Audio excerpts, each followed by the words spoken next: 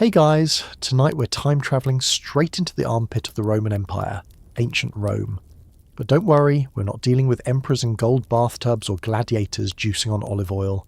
Nope. Tonight we're crawling into the itchy straw mattress of a Roman peasant. The unsung insomniacs of antiquity who, against all odds, and bed bugs the size of walnuts, somehow got better sleep than most of us do with $300 weighted blankets and melatonin gummies shaped like cartoon bears. And by better, I mean no one burst into their hut mid-rem to demand taxes. The lions were mostly confined to the Colosseum, and their roofs only sometimes collapsed during thunderstorms. Before you drift off, go ahead and give this video a gentle thumbs up, like you're petting a goat named Publius, and subscribe, but only if you actually enjoy history with a side of mild existential dread.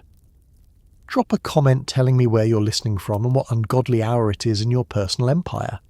Now, turn off the lights, crank up a fan for some authentic Roman white noise, and wrap yourself in something cosy.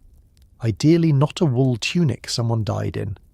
Get as comfy as a Roman peasant who just survived a full day of trench digging, grain tax evasion, and fending off his neighbour's goat who keeps trying to eat his only sandal. Let's pause for a second. Have you ever wondered what it felt like to sleep in a one-room dirt hut with 6 people, 1 chicken, and 0 privacy? Did they snore in Latin?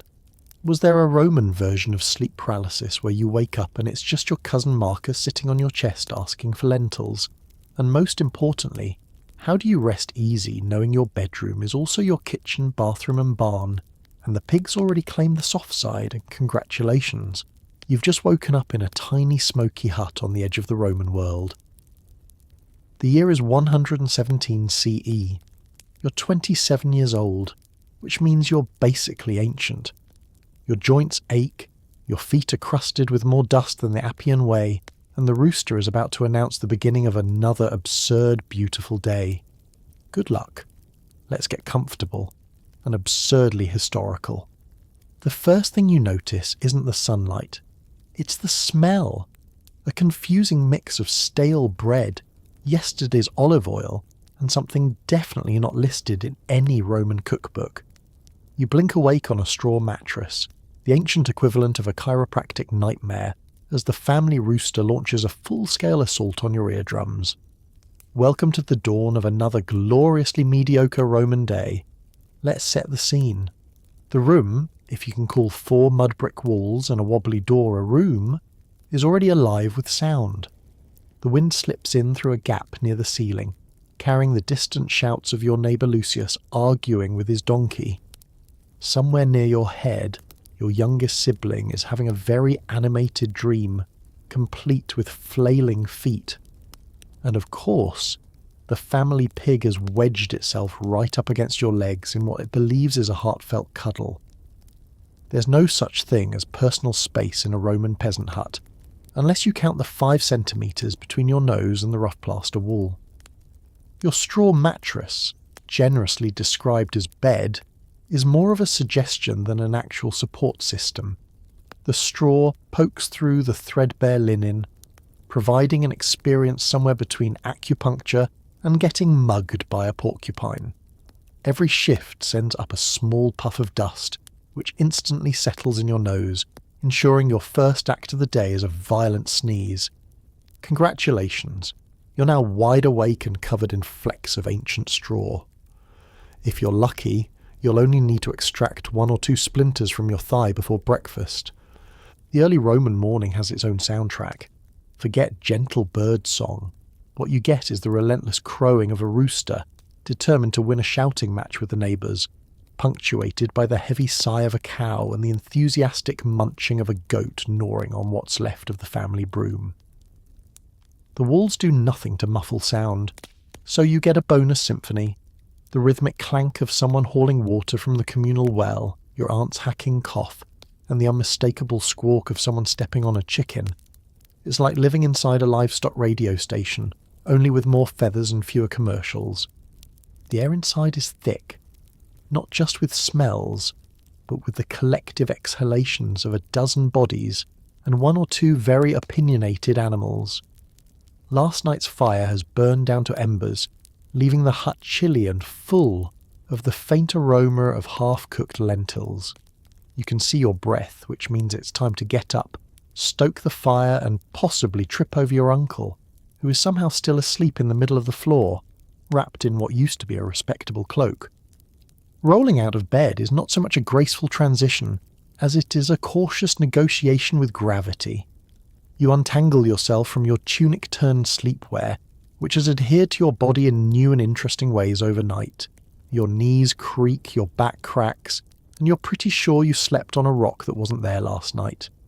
Welcome to the glamorous life of the Roman backbone, one vertebra at a time. Sunlight, when it finally squeezes in through the greasy animal hide window, lands right in your eyes. There are no curtains, just the hope that your neighbour's laundry will block the worst of it. The room, now awash with weak daylight, reveals every speck of dust, every crack in the wall, and the sheer number of family members packed onto every available flat surface. You count heads. 1, 2, 3, and there's the neighbour's toddler, who wandered in during the night. You make a mental note to charge their family extra in breadcrumbs at lunch. As you prepare to rise, your feet sink into the dirt floor, still cold from the night. There's a patch of something suspiciously sticky, and you hope, really hope, that it's only spilled olive oil and not another household mystery. You're up, finally, rubbing sleep from your eyes as you glance around at your fellow survivors. You survived another night, and now the real challenge begins, surviving the day. And that right there is a typical Roman peasant morning, a full-contact sport of smells, noises, elbows, animal cuddles, and a mattress that only the bravest would call comfortable. But hey, at least you're not sleeping outside. Yet, ever wondered what it's like to sleep on a mattress so rustic it makes a gym mat seem like a luxury item? In Rome, your bed is a sack of straw, flattened and lumpy from years of loyal service. Every roll comes with a complimentary poke, a squeak, and maybe a surprise beetle. Sweet dreams. Let's start with the construction. In a world where memory foam hasn't been invented and thread count is a foreign concept, your Roman mattress is a bag of whatever plant matter you could scrounge, mostly straw, sometimes reeds, occasionally a brave and very lost mouse. The outer covering is a piece of linen or rough wool, lovingly stitched by someone who was probably interrupted halfway through by a runaway chicken. Over the years, the mattress has taken on a shape that can best be described as organic, which is a nice way of saying it's lumpy in all the wrong places and slopes toward the side that's closest to the fire pit. There is no flipping this mattress. The concept of rotating your bedding for even wear is about as realistic as ordering takeout from Pompeii's finest pizzeria. The straw shifts every night, settling into exciting new formations, each designed to maximize your discomfort and keep your chiropractor gainfully employed for centuries to come. Sometimes you get a patch that's almost soft. Sometimes you get the corner where last year's harvest decided to rebel and stick you in the kidney. If you're lucky, you'll avoid the mouldy patch, unless it rained last week, in which case your mattress now smells like old salad and disappointment. The soundscape is something else. With every movement, the straw squeaks, crackles and sighs, as if complaining about its lot in life. Forget white noise machines. Here, the sound of your own mattress is enough to drown out even the most determined Roman snorer. And if you happen to toss and turn at night, don't be surprised if you wake up to a choir of protesting straw, harmonizing with the grumbling of your stomach and the relentless scratch of fleas. For bonus points, try to move quietly and avoid waking the rest of your sleeping pod, a noble goal doomed to failure. And about those surprise guests, let's just say the Roman peasant mattress is the Airbnb of the ancient world. Beetles, fleas, the odd earthworm, and a particularly persistent colony of ants might decide to share your warmth for the night. Modern sleep hygiene? Not even a rumour. Instead, you develop a talent for scratching without ever truly waking up, a skill passed down through generations, right alongside the straw mattress itself. Let's talk support, or rather, the complete lack thereof. Lying down on your peasant mattress is less about comfort and more about strategic positioning.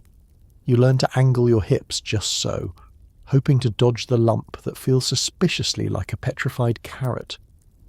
Back support is a fantasy, neck support a legend. Pillows, if you're lucky, are stuffed with leftover straw.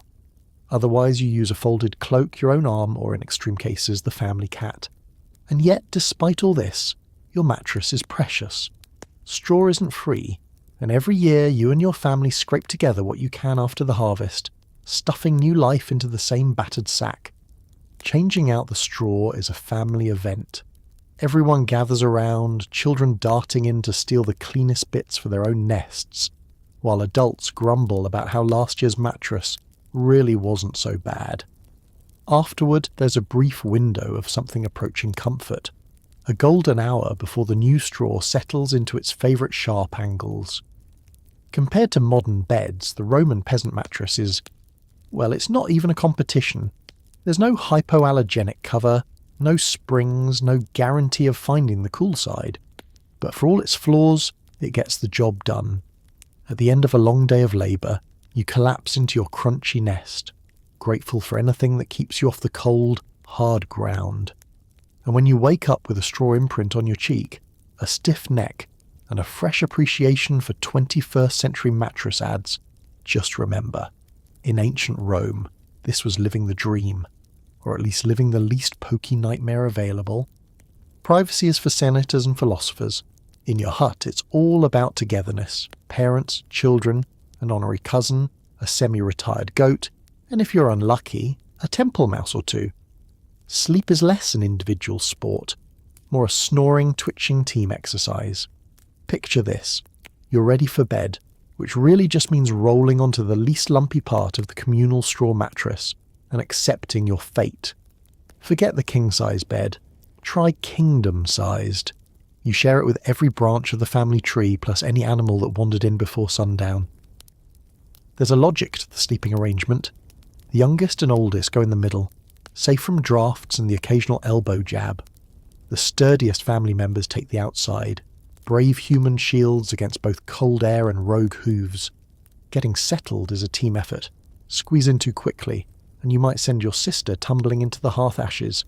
Wait too long, and you're left at the edge, half a blanket away from a midnight breeze that feels more like a tax from the gods than weather. There's an art to tucking in, and a science to claiming your 6 inches of straw.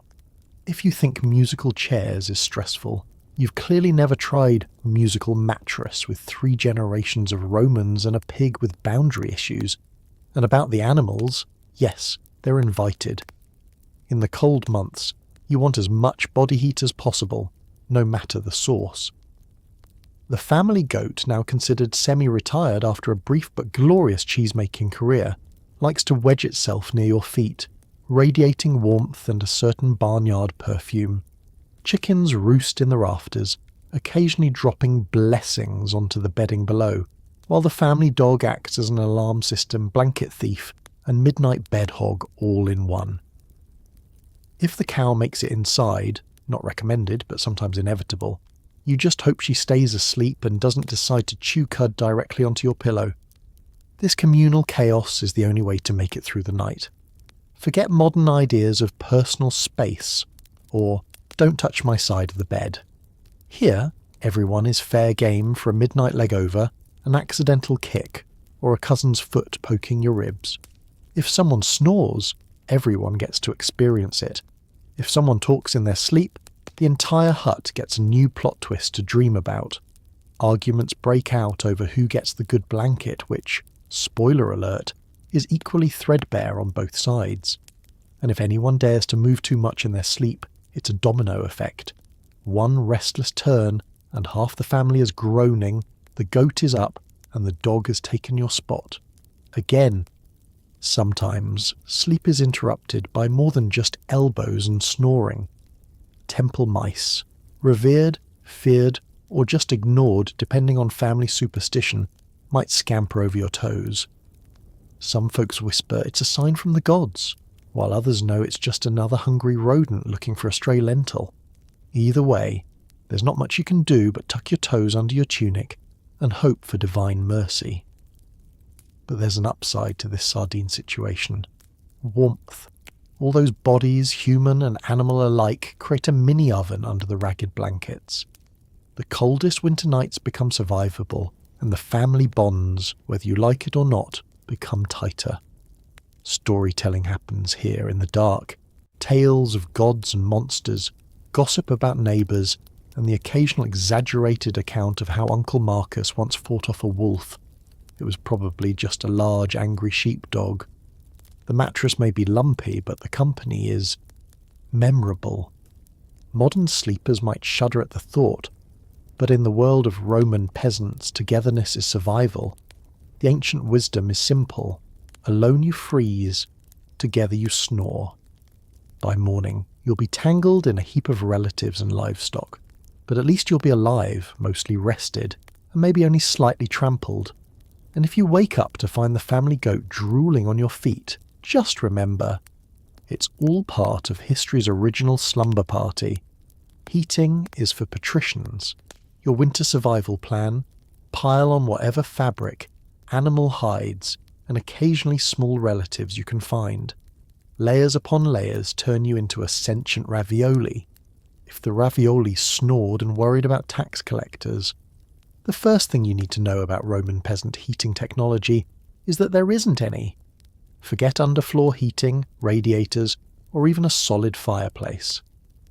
The closest you get to central heating is the communal fire pit in the middle of your hut, which, on a good night, manages to fill the room with enough smoke to fumigate the fleas, but not enough warmth to keep your toes attached. If you're lucky, there's a faint glow from the embers as you pile yourself and everyone you love into a jumbled heap on the straw. Now, let's talk blankets. A Roman peasant's blanket isn't a fluffy duvet. It's more of an improvised personal insulation device. The first layer is usually whatever tunic you wore all day.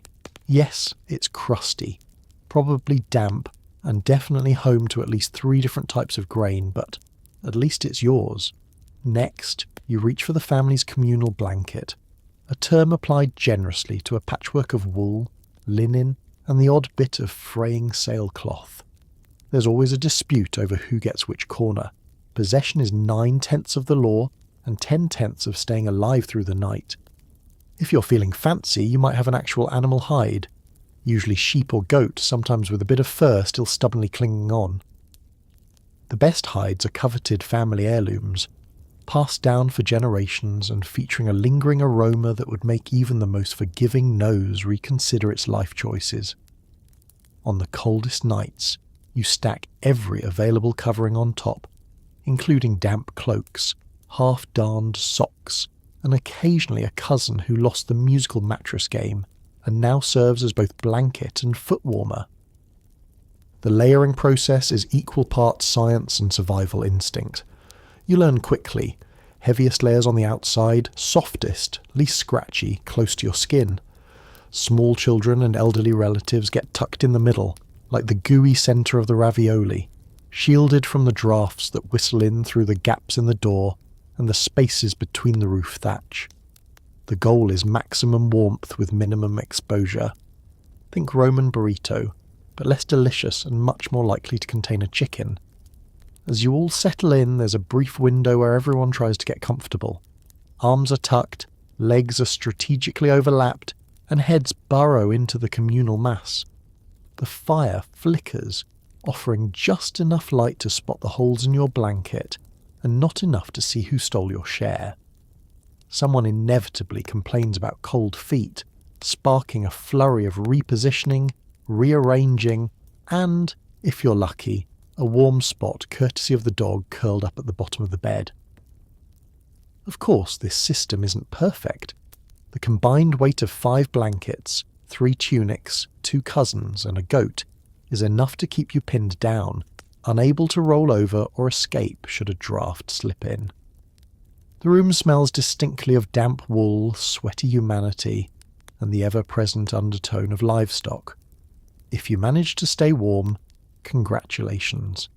Now see if you can survive the night without being crushed by a shifting pile of relatives. But here's the real secret. For all its inconvenience, this communal pile works. You might be squished, itchy, and breathing air that's 1/3 smoke and 2/3 body odour, but you wake up in the morning with all your extremities intact. The layers, the hides, the sheer density of humanity. It's not pretty, but it's effective. Modern scientists call it shared thermoregulation.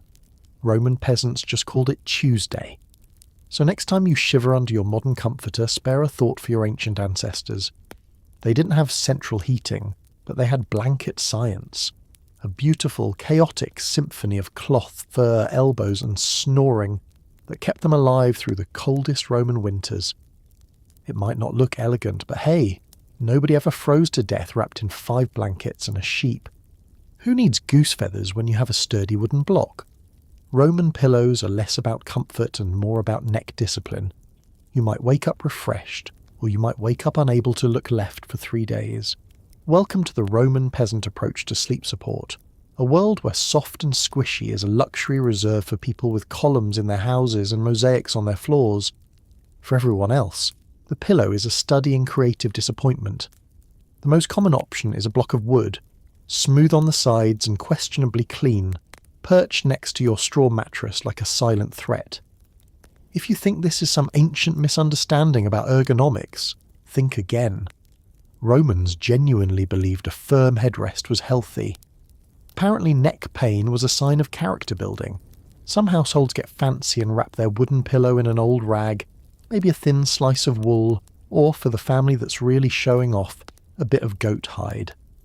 This sensation can best be described as mildly less unpleasant, like putting a napkin on a rock and calling it a couch. If you're a child or lucky enough to have a scrap of actual cloth, you might get a bundle of rags or clothing instead. A DIY pillow that smells exactly like everything you did that day. It's like falling asleep on a pile of dirty laundry, which frankly is sometimes the only option. The whole household shares what's available. Pillows are rotated, borrowed, occasionally fought over, and sometimes thrown across the room during a particularly heated midnight dispute over snoring. If you do manage to snag the good pillow, meaning the one least likely to bruise your temple, expect to be woken up by a sibling, an uncle, or an ambitious chicken with a plan. Roman peasants had to master the art of defending their headrest with a well-placed elbow, all while pretending to be fast asleep. As for comfort, let's be honest, it's not the goal. The block design keeps your head elevated, your airways allegedly open, and your sense of humility in constant supply.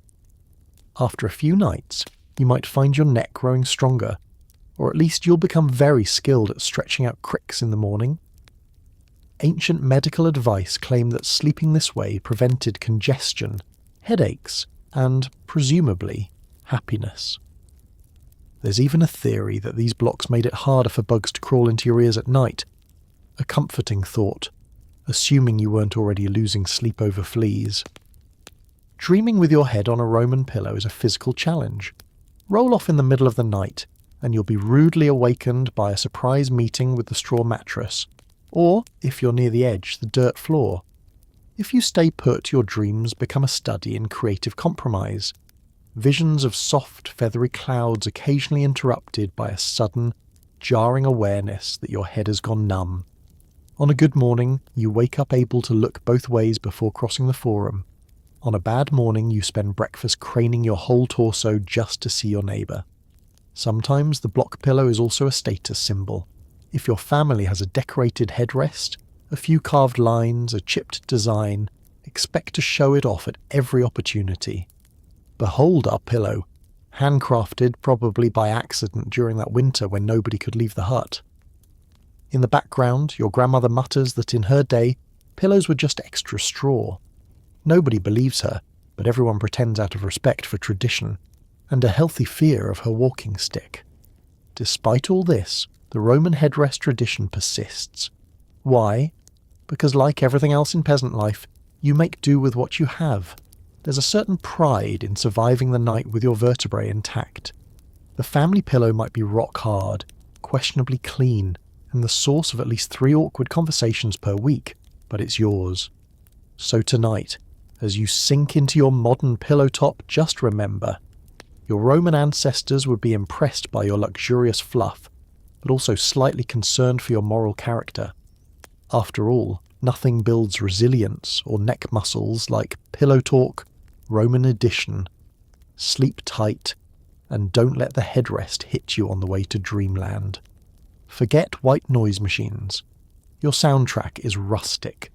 Dogs barking, cows sighing, your uncle's thunderous snore echoing off the mud brick walls, and a chorus of crickets auditioning for the Colosseum. Night falls on the Roman countryside, and the transformation from peaceful evening to accidental barnyard symphony is immediate. Out here, the stars are clear, the air is fresh, and silence is, well, it's a fantasy. The only thing more relentless than Roman tax collectors is the ceaseless parade of sound that drifts, crashes, and sometimes stampedes through the night. You thought you were going to fall asleep to the gentle hush of the ancient world. Think again. Let's start with the inside noise. Human snoring is an Olympic sport in your family. Your uncle's nightly performance is so dramatic that you swear the family goat once tried to clap. The acoustics of a mud brick hut, soft enough to muffle secrets but just hard enough to bounce a good snore right back at you, make every breath and gurgle a surround sound experience. Someone coughs, someone mutters a prayer, a toddler whimpers, and all the while your cousin kicks the straw and mumbles something about Julius Caesar stealing his blanket. But the real show begins when you listen outside. The hut's thin walls are basically invitations for sound. Cows in the neighbour's lean-to sigh and shift, sounding like a troop of disappointed senators. The dog at your feet growls softly, dreaming of the one time it actually caught a rat. Pigs snuffle in their corner, rearranging themselves for optimal heat and occasionally maximal annoyance. Every now and then, a rooster forgets what time it is and starts warming up for its pre-dawn solo, much to everyone's dismay. And then there's the wildlife. The crickets are relentless. No polite pauses, no concern for sleep schedules, just an all-night chirping contest that seems to get louder every time you start drifting off. Frogs join in if there's a puddle nearby. The chorus is occasionally interrupted by an owl's mournful hoot, or, if you're really lucky, the distant howling of wolves. It's equal parts cosy and mildly alarming, like falling asleep at a sleepover hosted by the local petting zoo and the cast of a Roman ghost story. The grand finale, the random, unscripted events that only seem to happen after midnight. Maybe the donkey next door gets spooked by the wind and decides to deliver an impromptu aria. Maybe a neighbour shouts a greeting, or a warning across the fields, convinced that his voice carries better at 3 a.m. And let's not forget the inevitable clang of someone tripping over a cooking pot left outside, followed by a string of curses that would make even Jupiter blush. Trying to sleep through this cacophony is a skill in itself. Experienced Roman peasants don't fight the noise. They embrace it, learn its patterns, and eventually let it lull them to sleep. The rhythm of the night becomes familiar. The slow, heavy breathing of family, the rise and fall of animal sounds, the ever-present chorus of insects. You tune out what you can, learn to ignore what you can't, and occasionally contemplate moving to the city, until you remember the city's own orchestra of shouting merchants, creaking carts, and the never-ending parade of thieves. If you do manage to drift off, you might find yourself dreaming to the same soundtrack, perhaps imagining yourself at the Colosseum, not as a gladiator, but as a judge for the first annual Roman Snoring Championships. Who will take home the laurel wreath? Uncle Publius with his earth-shaking rumble, or little Lucia with her dainty but persistent nose whistles? You'll never know, because just as the winner is crowned, the rooster sounds the alarm and a new day begins. So the next time you grumble about a noisy neighbour or a dog barking in the night, remember, in ancient Rome, sleep wasn't about silence. It was about learning to love the world's weird lullabies. The snoring, the sighing, the chorus of animals and bugs. That's the music of survival, the sound of one more night safely passed. Sweet dreams, if you can hear them over the crickets. Romans are famous for their baths, unless you're a peasant. in which case you're lucky if you get a weekly splash of tepid water. Forget lavender bubbles. You're exfoliating with sand and prayer. Let's be honest. If your idea of bedtime involves a relaxing soak, scented oils, and a fluffy towel, you may want to look away now. For the average Roman peasant, the only bathroom routine is checking if the bucket by the door has frozen solid and making a mental note to scrape the mud off your feet before diving into bed with 3 siblings and a goat. The legendary public bathhouses of Rome are as distant as the emperor himself, expensive, far away, and probably not thrilled to see you tracking in hay. Bathing, for the rural poor, is a strictly functional and deeply unglamorous affair. Soap exists, but it's rare and reserved for special occasions like holy days or the annual Try Not to Offend the Priest festival. Most days your main tool for staying clean is hope, and maybe a fistful of gritty sand from the riverbank. You scrub where it counts, so, not often, rinse with whatever water you can carry from the well, and count on the ever-present breeze to do the rest. That, and the miracle of nose blindness, which lets you ignore smells you can't afford to fix. Bath night, when it finally arrives, is a full production. The whole family participates, either for efficiency or out of morbid curiosity. Water is hauled in heavy clay jugs, usually lukewarm at best and suspiciously cloudy if the well's been visited by the local livestock. The bathtub is often a battered wooden tub, barely wide enough for a child, which means everyone takes turns in what quickly becomes a communal soup. Elders go first, respect and also strategy, followed by kids, then adults, and finally the dog, if he hasn't already taken the hint and run for the hills. There's a reason for this order. The water is only changed when absolutely necessary. By the time you get your turn, it's less of a bath and more of an ancient biohazard experiment. Scented oils? Try a splash of olive oil if you're feeling luxurious, but most peasants just settle for a brisk rub-down and a prayer that nobody notices the lingering aroma of barnyard chic.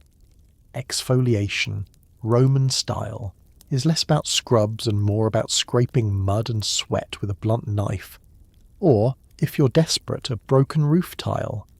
Surprisingly effective, not remotely gentle. In winter, bathing is an act of heroism. The water is freezing, the hut is colder, and the wind waits patiently for you to disrobe before slipping in through every crack in the wall. There's no privacy. Everyone is there, cheering you on or jeering depending on your ability to tough it out. You try to keep your teeth from chattering loud enough to wake the rooster. You dry off with whatever rag isn't already doubling as a blanket, then leap back under the covers before the next draft of cold air makes you question your life choices. The no-bath nights. They're more frequent than anyone admits. Instead of washing, you simply brush the worst of the dust off your tunic, air out your feet by the fire and call it good. It's not laziness, it's logistics. Clean water is precious, time is short, and frankly, nobody else is bathing either. Dirt isn't just tolerated, it's considered a sort of protective layer. Some even argue that a healthy coating of grime keeps the cold out and the bugs in check. That's science. Or possibly just really persuasive wishful thinking. Despite all this, life goes on. You adapt. The smells blend into the background, the itchiness becomes part of the bedtime routine, and every so often you catch a whiff of your own hair and marvel at how long you've survived without the luxury of rose-scented shampoo. Baths are less about cleanliness, more about resilience, and a healthy respect for anyone who manages not to slip and fall in the world's most questionable tub. So tonight, as you snuggle down into your straw bed, scratch behind your ear, and drift off surrounded by the aroma of honest Roman effort, be grateful for every modern comfort, and every day you get to sleep without sand in your hair. For the Roman peasant, the nightly bath is not about getting clean, but about getting through the night, one dusty dream at a time. This same tunic that saw you through weeding, cooking, and public humiliation is your luxurious sleepwear. It's scratchy, probably stained, but at least you never have to waste time getting dressed. Roman peasants understood efficiency. When you only own 1 or 2 pieces of clothing, you quickly discover the many ways a tunic can serve you. Part uniform, part blanket, part privacy shield for when the neighbour's cousin drops by at midnight with questions about lentils. There's a certain freedom in not having to choose an outfit each morning. No standing before a closet, agonising over what colour says, "I survived another day without being arrested for goat theft." No stress over seasonal fashion. You just wake up and get on with it, still dressed for whatever the world throws at you. The typical peasant tunic is a marvel of simplicity and disappointment. Made of heavy wool or coarse linen, it was designed for durability, not comfort. The fabric is as soft as a 1,000-year-old doormat and twice as absorbent. Perfect for soaking up the sweat, rain and regret that come with a full day of labour. If you're lucky, your mother or grandmother has patched it up so many times it's almost art. Every stitch tells a story. Here's the patch from the great turnip spill of last summer. There's the suspicious stain from the time you lost a bet at the festival. And that hole, probably rat-related. You stopped asking. At bedtime, you don't so much change as collapse. No fancy pyjamas, no fluffy slippers, not even a designated sleep tunic. You just wrap yourself in what you're already wearing and hope any bugs you picked up in the field decide to migrate to your neighbour's blanket instead. It's not glamorous, but you can't deny it's efficient. Who has the energy to undress after a day of digging ditches, wrangling livestock, and dodging the local tax collector? Your clothes are practically a second skin, albeit a very itchy, occasionally damp, and surprisingly resilient one. And if you're thinking this must make washing up simpler, think again. Laundry day is an event so traumatic it's best not to think about it, until it's unavoidable. Dragging your one tunic down to the river, beating it with a stick, and watching all the week's sins float downstream, only to put it right back on, still damp, and go about your business. Soap is a rare luxury, so you make do with cold water, sand, and a hopeful attitude. The first few minutes in a freshly cleaned tunic are cold and clammy, but at least you're briefly less fragrant than the family goat. You might think that sharing one outfit between day and night would blur the lines between work and rest. But for the Roman peasant, that line was already so blurry it may as well not exist. When you sleep in the same clothes you wear to haul manure, it's just a question of which kind of exhaustion wins, the tiredness in your muscles, or the persistent itch on your arms, and somehow you get used to it. In fact, your tunic develops its own personality, equal parts shield, napkin, towel, and emotional support garment. On the rare occasion you need to impress someone, say, the village magistrate or a particularly judgmental relative, you do your best to brush off the worst of the dust and shake out the straw. Maybe you even flip your tunic inside out, showing off the less stained side. It's fashion innovation, Roman peasant style. Despite all its flaws, the single tunic lifestyle comes with a kind of stoic pride. It's proof of your endurance, your resourcefulness, and your ability to sleep anywhere, in anything, under any circumstances. Modern sleepwear marketers would have you believe that you need silk, satin, or moisture-wicking microfibers to get a good night's rest. The Roman peasant scoffs. You just need a sturdy tunic, a high tolerance for discomfort, and a willingness to ignore the occasional suspicious itch. So tonight, as you slip into your coordinated pyjamas and freshly laundered sheets, remember your ancient counterpart. Already ready for bed, already ready for tomorrow. Why waste time getting dressed twice? After all, history's most efficient sleepers wore their day on their sleeves, and their night too. At the centre of the home is a fire pit, radiating just enough warmth to keep you hopeful, while ensuring your lungs are lightly smoked by sunrise. A true Roman spa experience, minus the relaxation. In the world of the Roman peasant, the hearth isn't just the literal centre of the house, it's the beating heart of survival. Long before anyone thought to invent central heating, double glazing, or open concept living, there was just a circle of rocks in the middle of a dirt floor, a smattering of half-charred wood, and the desperate hope that you can keep the flame burning through the night. The fire is the difference between a chilly, miserable existence and a chilly, slightly less miserable existence. It's the Roman equivalent of mood lighting, minus the mood and most of the light. When the sun sets and temperatures drop, everyone gravitates to the glowing orange centre like moths. If moths brought their livestock, 6 children, and a collection of questionable blankets. On a good night, there's enough wood to keep the flames alive until morning, the air tinged with the scent of burnt bread, singed hair, and whatever unidentifiable stew was left bubbling too close to the embers. On a bad night, the fire flickers out early and everyone simply takes turns pretending to sleep, shivering and plotting to steal the goat for body heat. Of course, warmth comes at a cost. Smoke. No matter how much you beg, plead, or prop the door open with a strategically placed turnip, smoke always finds a way to gather at face level, swirling and dancing as if it's in on the joke.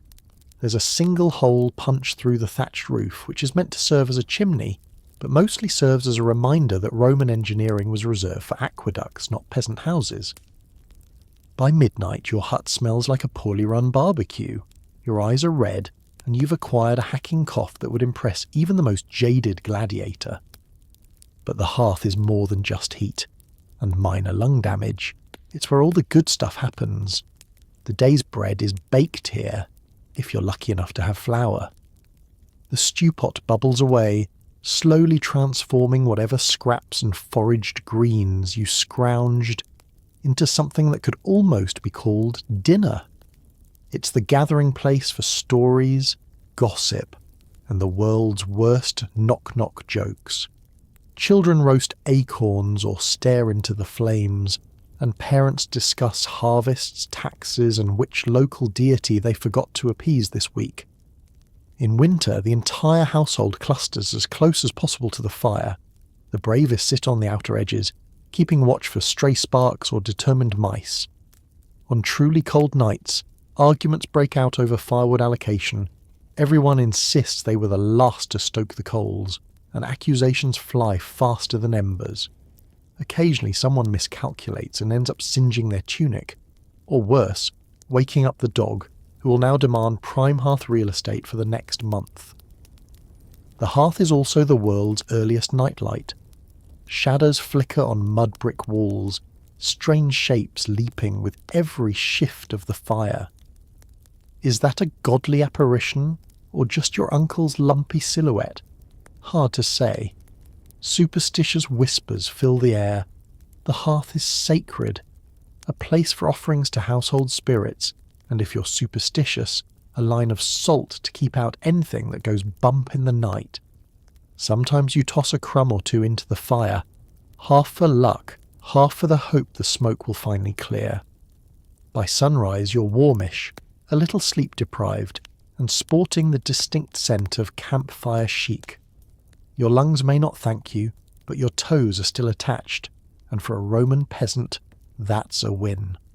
So as you stretch by the dying embers, eyes still watery, be grateful for the hearth, smoke, singed hair, questionable stew, and all. It's not a spa, but it's home, and it keeps you just warm enough to try again tomorrow. Ever tried to sleep with the looming threat of another tax for things like doors, windows, or having a functioning sense of dread? Rest comes slowly when every dream is interrupted by an imaginary census taker. You close your eyes, hoping for a brief escape from daily hardship, but instead your mind takes you to the most terrifying part of Roman peasant life: taxes. In a world where even your shadow feels taxable, anxiety is the true family heirloom.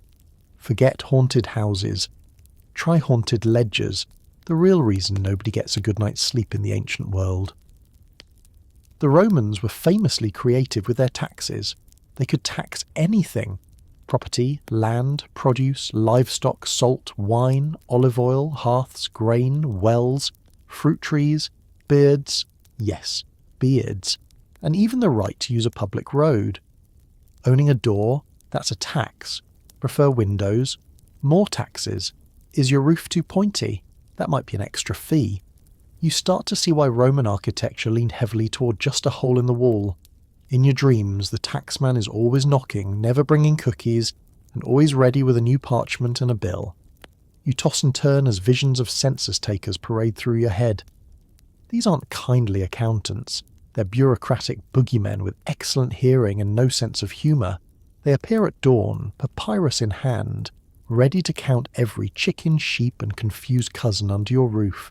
If you claim less than you own, you risk fines or worse. Claim too much, and suddenly you're on the hook for taxes on 3 imaginary cows, 2 invisible vineyards, and a mythical goldfish. The only thing scarier than a Roman census is a Roman census with good math skills. It's not just the taxes themselves, but the anxiety about what will be taxed next. Rumours swirl in the darkness. Did you hear the empire might start taxing haystacks? What about shadows? Or maybe laughter? Every time you hear a new story, you lie awake doing mental arithmetic, trying to calculate the odds that tomorrow you'll owe the state for the privilege of existing. You start to dream in spreadsheets, except it's the ancient version, made of wax tablets and raw panic. The anxiety seeps into your nightly conversations. Around the hearth, someone always knows a guy whose neighbour's friend once had to sell his shoes to pay a footwear tax. You laugh, but nervously. Could that happen here? Better keep an extra pair hidden just in case. Someone else insists that the emperor will never tax sunlight, but you're not so sure. It's just a matter of time before you're charged for every sunbeam that falls on your leaky roof. It's not all dread, though. Sometimes your subconscious rebels with absurd dreams. The taxman demands a toll for each snore, fines you for dreaming of luxury, or, worst of all, hands you an itemised bill for every flea in your mattress. You wake up clutching your straw pillow, sweating, and vowing to hide the good goat next census day. Meanwhile, real tax collectors are more persistent than a rooster at sunrise. They show up unannounced with official-looking scrolls and a talent for finding things you didn't even know you owned. That mysterious extra jar. Taxed. The half-built fence. Taxed. Your only pair of shoes, even if they've been chewed by the family dog. Taxed. And possibly re-taxed for the dog. There's no mercy and certainly no refunds. Sleep in this world becomes a contest between exhaustion and economic anxiety. Every creak of the hut, every whistle of wind through the cracks, makes you wonder, is that the sound of a draft, or a taxman sneaking up with a new form to sign? You might try to count sheep, but end up counting how many denarii you owe for each hoofed animal. In the morning you wake up tired, but strangely relieved. The taxes are still there, but at least the census taker was only in your dreams. This time. You stretch, yawn, and prepare to face another day in the ancient Roman tax maze, grateful for the simple pleasure of one night where the only thing actually being taxed was your imagination. As you drift off, tiny feet tiptoe across your legs. Bedbugs, fleas, and the occasional curious rat join your sleep party. Consider it a nightly reminder that nature always wins. Welcome to the Roman countryside where you're never truly alone, not even in sleep. Your family may fill your straw mattress by day, but at night the rest of the ecosystem wants a turn. Bedbugs crawl out from the seams of your luxurious linen, eager to sample some vintage peasant. Fleas leap between humans and animals with the athleticism of Olympians. And somewhere nearby, the family mouse, promoted to temple mouse after chewing on a religious scroll, rummages for leftover crumbs. Yes, this is a sleepover for all creatures great and small, and you, dear Roman peasant, are the main course. Let's start with bedbugs, the true inheritors of the Roman Empire.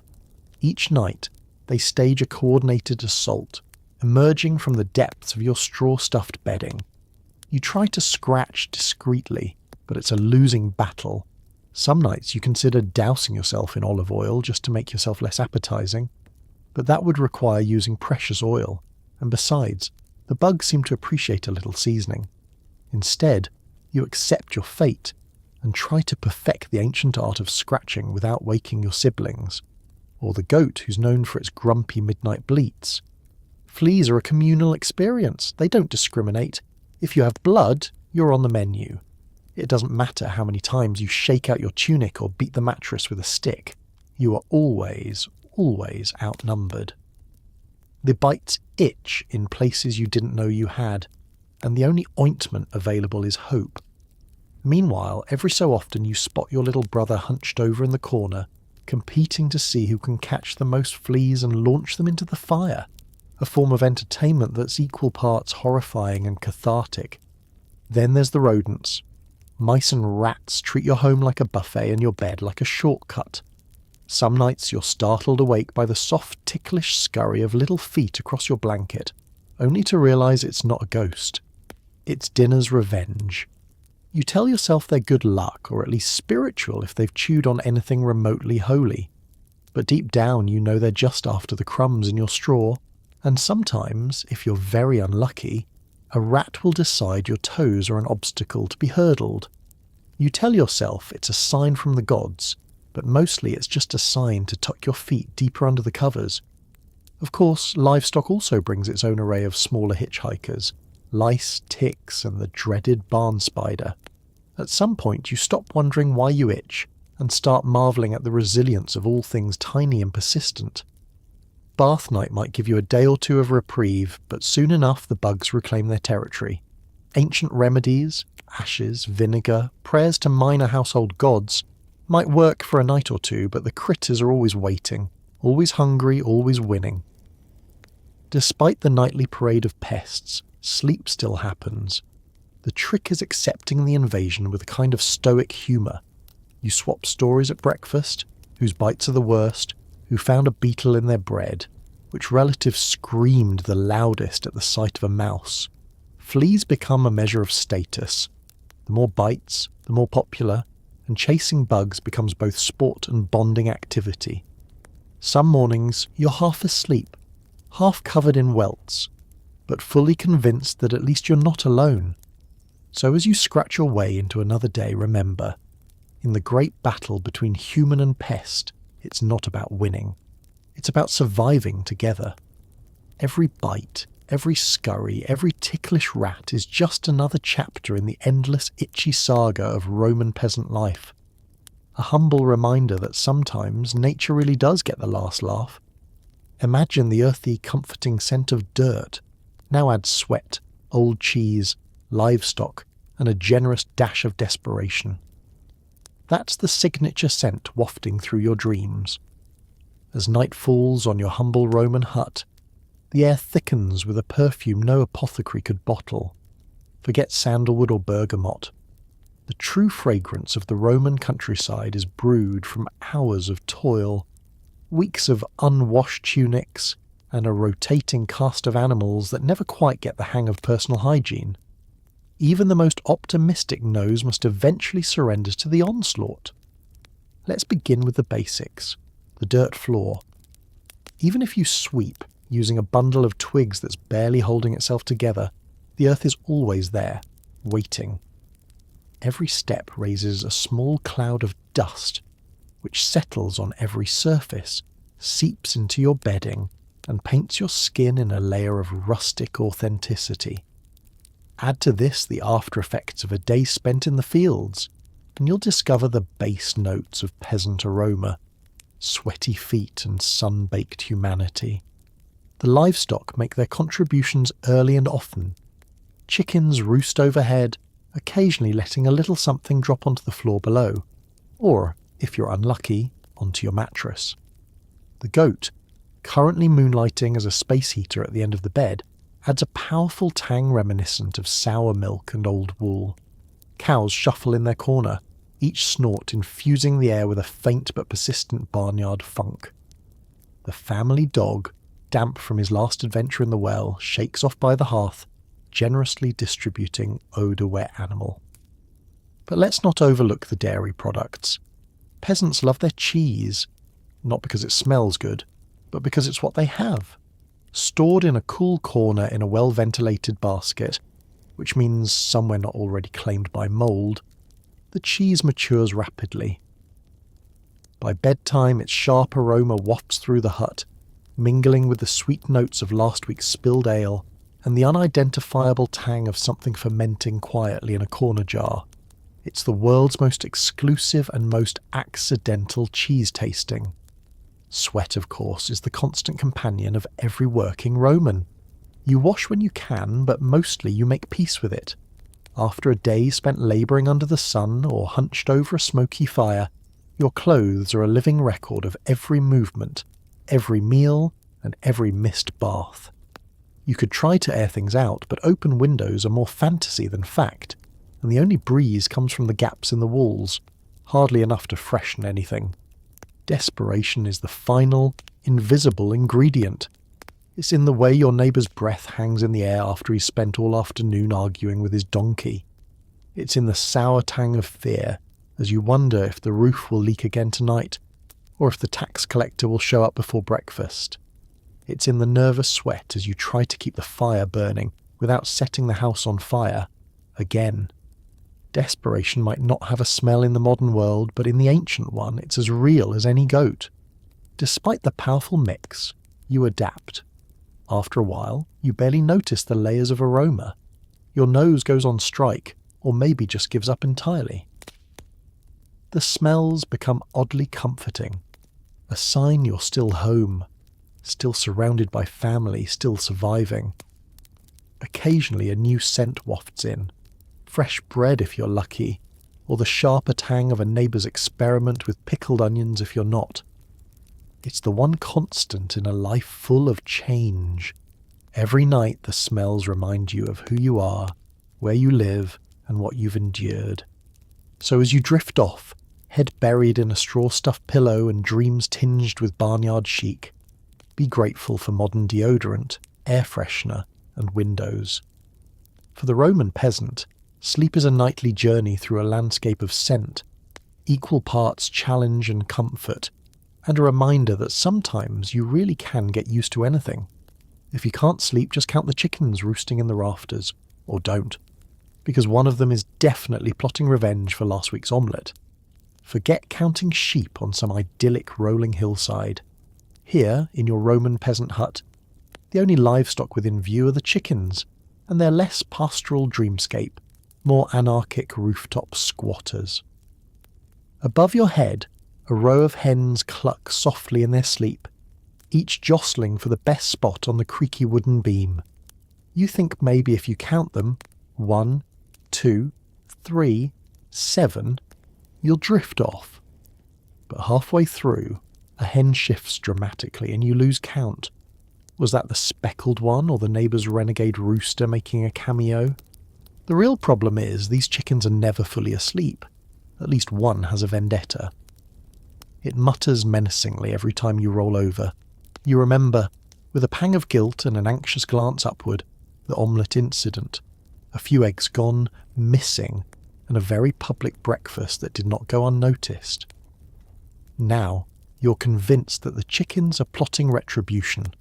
A well-placed peck to the head, perhaps, or an ill-timed flutter just as you're about to doze off. It's not just the poultry politics that keep you awake. Your mind races with every sound the chickens make.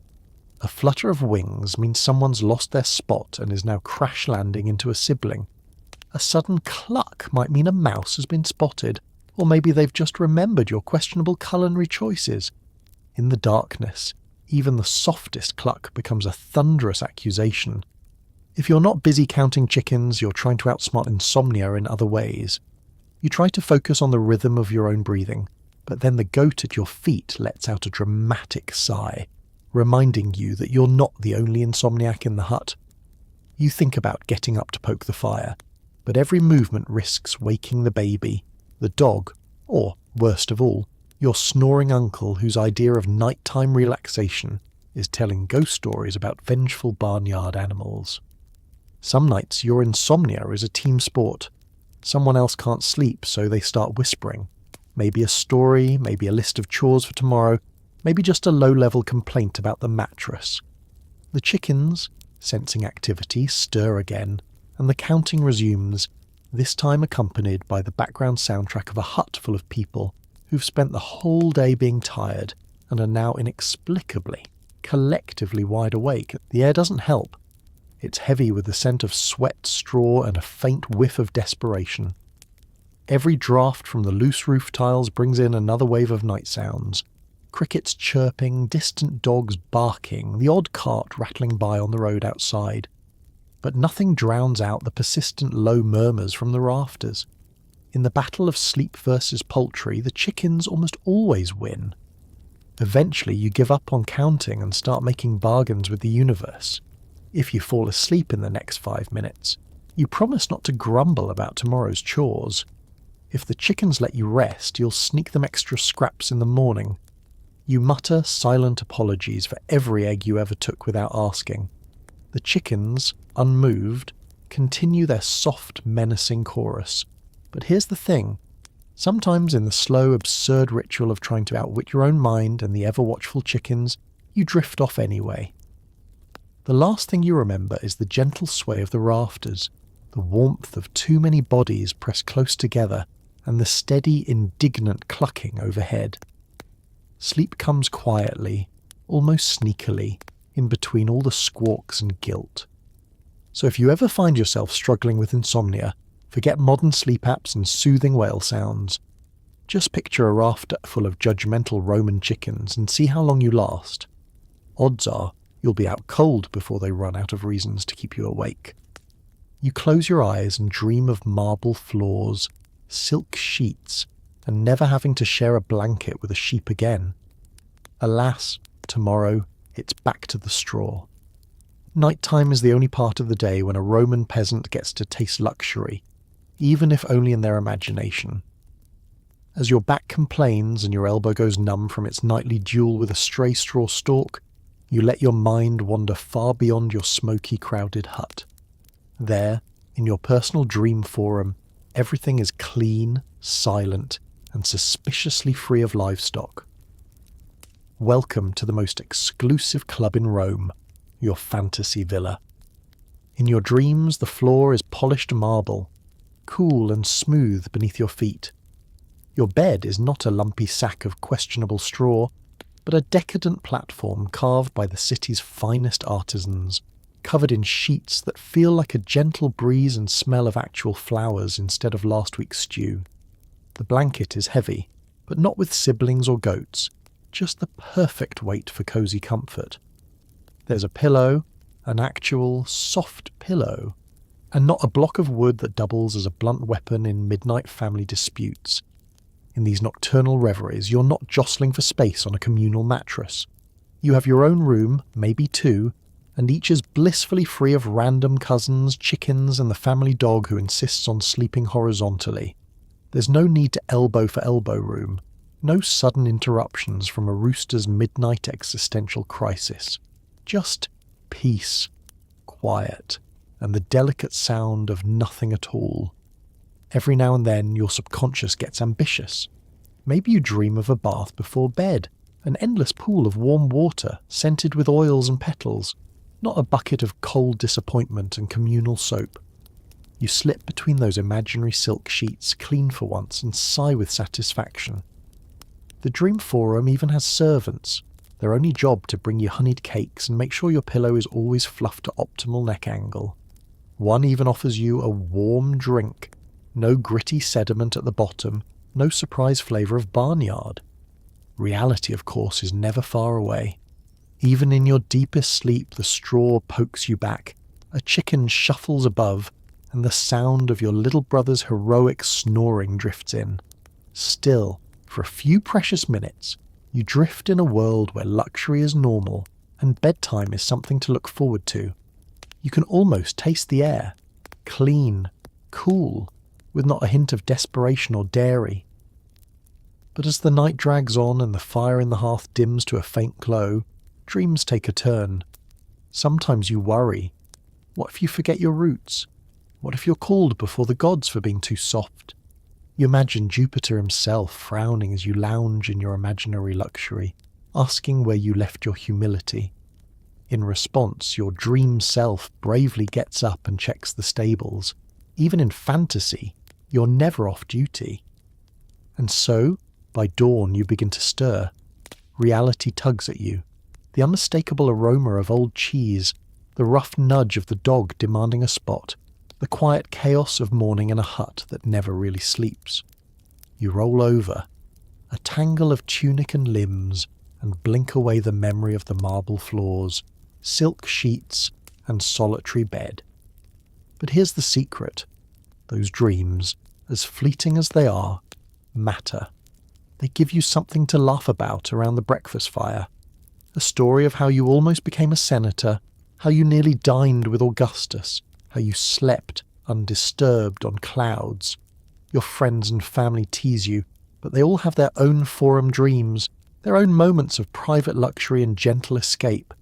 Maybe, in a way, that's the greatest comfort of all, the knowledge that, no matter how itchy or crowded reality gets, your imagination can always take you somewhere softer, at least until the rooster starts up again. So tonight, as you bed down on straw, smile at your dreams of grandeur. They're free, they're vivid, and best of all, there's not a single sheep under your blanket, unless, of course, you want one. Romans didn't sleep straight through the night. After a few hours you wake up, eat a snack, chat with the family, maybe yell at the pig, then settle back down for round 2. Move over, sleep influencers. It's midnight in your Roman hut, and you're groggily surfacing from your first sleep. This isn't insomnia, but the most normal thing in the ancient world. In fact, if you somehow manage to sleep all the way through the night, your family will wonder if you're coming down with something, or, even worse, that you've joined the ranks of the local ghosts. First sleep begins when you crash onto your straw mattress, exhausted from a day spent wrangling fields, children and poultry conspiracies.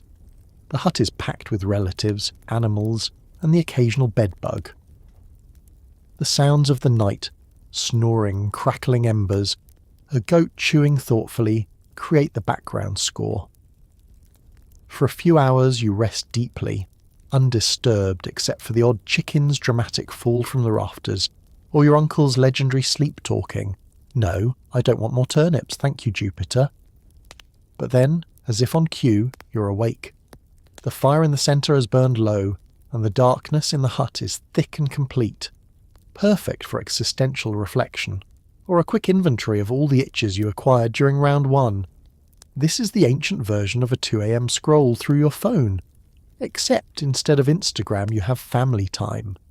Your mother's already up, poking the embers and muttering about tomorrow's chores. Someone is sipping weak wine or gnawing on a chunk of cold bread. The pig, always on the lookout for snacks, noses around, hoping for a midnight treat. Second sleep is something of a reset. The Romans called this watching the night, a time for quiet tasks or private thoughts. Maybe you have a quiet chat with your cousin, or swap ghost stories with your siblings in whispers, just loud enough to annoy the grown-ups.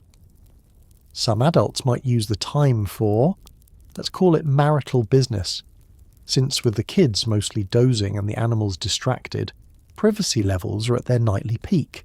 For others, it's a chance to sneak a little more stew from the pot or steal a slice of cheese that somehow survived dinner. Historians will tell you this broken sleep was totally normal. Everyone did it, from the poorest labourer to the emperor himself. Even the Latin language had words for these 2 distinct sleep periods. It was a natural way to deal with long, dark winter nights, and a world with no artificial lights, no Netflix, and definitely no late-night drive-thrus. After an hour or 2 you yawn, roll back over, and tuck in for second sleep, hoping for sweeter dreams and with luck fewer insect bites. Of course the transition back to sleep isn't always smooth. The hut is colder now. Someone, you're sure it was the goat, has stolen your half of the communal blanket. The rooster, whose sense of time is flexible at best, might decide it's morning and start crowing. You try to block it all out, pulling your tunic tighter and nestling deeper into the straw. If you're lucky, the second sleep is even deeper than the first, as exhaustion finally wins the battle. In the morning nobody talks about how much or how little they slept. There's no shame in waking up twice or spending an hour quietly plotting revenge on the rooster. Instead, it's just life. You share tales of strange dreams, midnight adventures or mysterious bumps in the night, usually a cousin falling off the mattress again. So next time you find yourself staring at the ceiling at 3 a.m, just remember, you're not alone. Roman peasants were there first, championing the art of the midnight snack and the family heart-to-heart in the dark. They were the original sleep influencers, redefining broken sleep centuries before it was trendy. Sleep well, and don't forget to thank the pig for sharing his blanket. Hunger doesn't sleep, so neither do you. A midnight snack is whatever's left over. Hard bread, last night's beans, or, in desperate times, a handful of olives the dog didn't find first. You might imagine midnight snacking as a modern invention, refrigerator glow, cold pizza, and the thrill of sneaking ice cream at 2 a.m. But for the Roman peasant, the nighttime munchies are as ancient as the hills, and a little less glamorous. Here, in the dim flicker of dying embers, your choices are both limited and character-building. The family pot, which has been bubbling since dinner, is now just a crusty ring of bean residue and hope. The bread, once almost edible, has turned into a defensive weapon, better for deterring rats than for nourishing humans. Still, hunger is hunger, and when you wake up halfway through your first sleep, the stomach makes its demands. Quietly, so as not to wake the baby, the goat, or that cousin who bites when startled, you creep to the hearth. The darkness is deep, pierced only by moonlight filtering through the cracks in the thatch. The air smells like last night's stew, the faintest tang of smoke, and the ever-present barnyard bouquet. You fumble around, hoping for something soft, maybe a hunk of cheese, or a bit of dried fruit left over from a festival months ago. More often, you're greeted by the reliable weight of a bread loaf so dense it could double as a doorstop. You chip off a piece and test your teeth, silently praying you don't crack a molar. In a pinch, you dunk it in the bean pot, scraping out whatever remnants haven't already been claimed by the family mouse, or your little brother who has been known to sleep eat. Lentils are a midnight staple. What they lack in excitement, they make up for in persistence. No matter how many times you think you've emptied the pot, there's always one more lonely bean, clinging to the side with the tenacity of a tax collector. Last night's lentils have grown crusty, but you scrape them up with a finger and pop them in your mouth, chasing the taste with a gulp of flat ale or water, if you dare risk the well's dubious flavour profile. Sometimes you get creative. Is that an olive rolling under the table? Is it still technically edible? If the answer is maybe, then congratulations. You have a midnight snack. You're careful though. Everyone knows the dog is a fierce competitor when it comes to foraging after dark. There's an unspoken rule. Finders keepers, but losers limp to bed with a gentle nibble on their toes. In a particularly desperate moment, you might raid the family's secret stash. Those special dried figs hidden for a festival or a really bad day. But you know if you take them, your mother will know.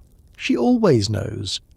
So you settle for the classics. A piece of onion, a heel of bread, a suspiciously chewy bit of last week's cheese. The goal is not to enjoy, but to survive until breakfast, or at least until your stomach is quiet enough to let you sleep. Sometimes, midnight snacking is a social affair.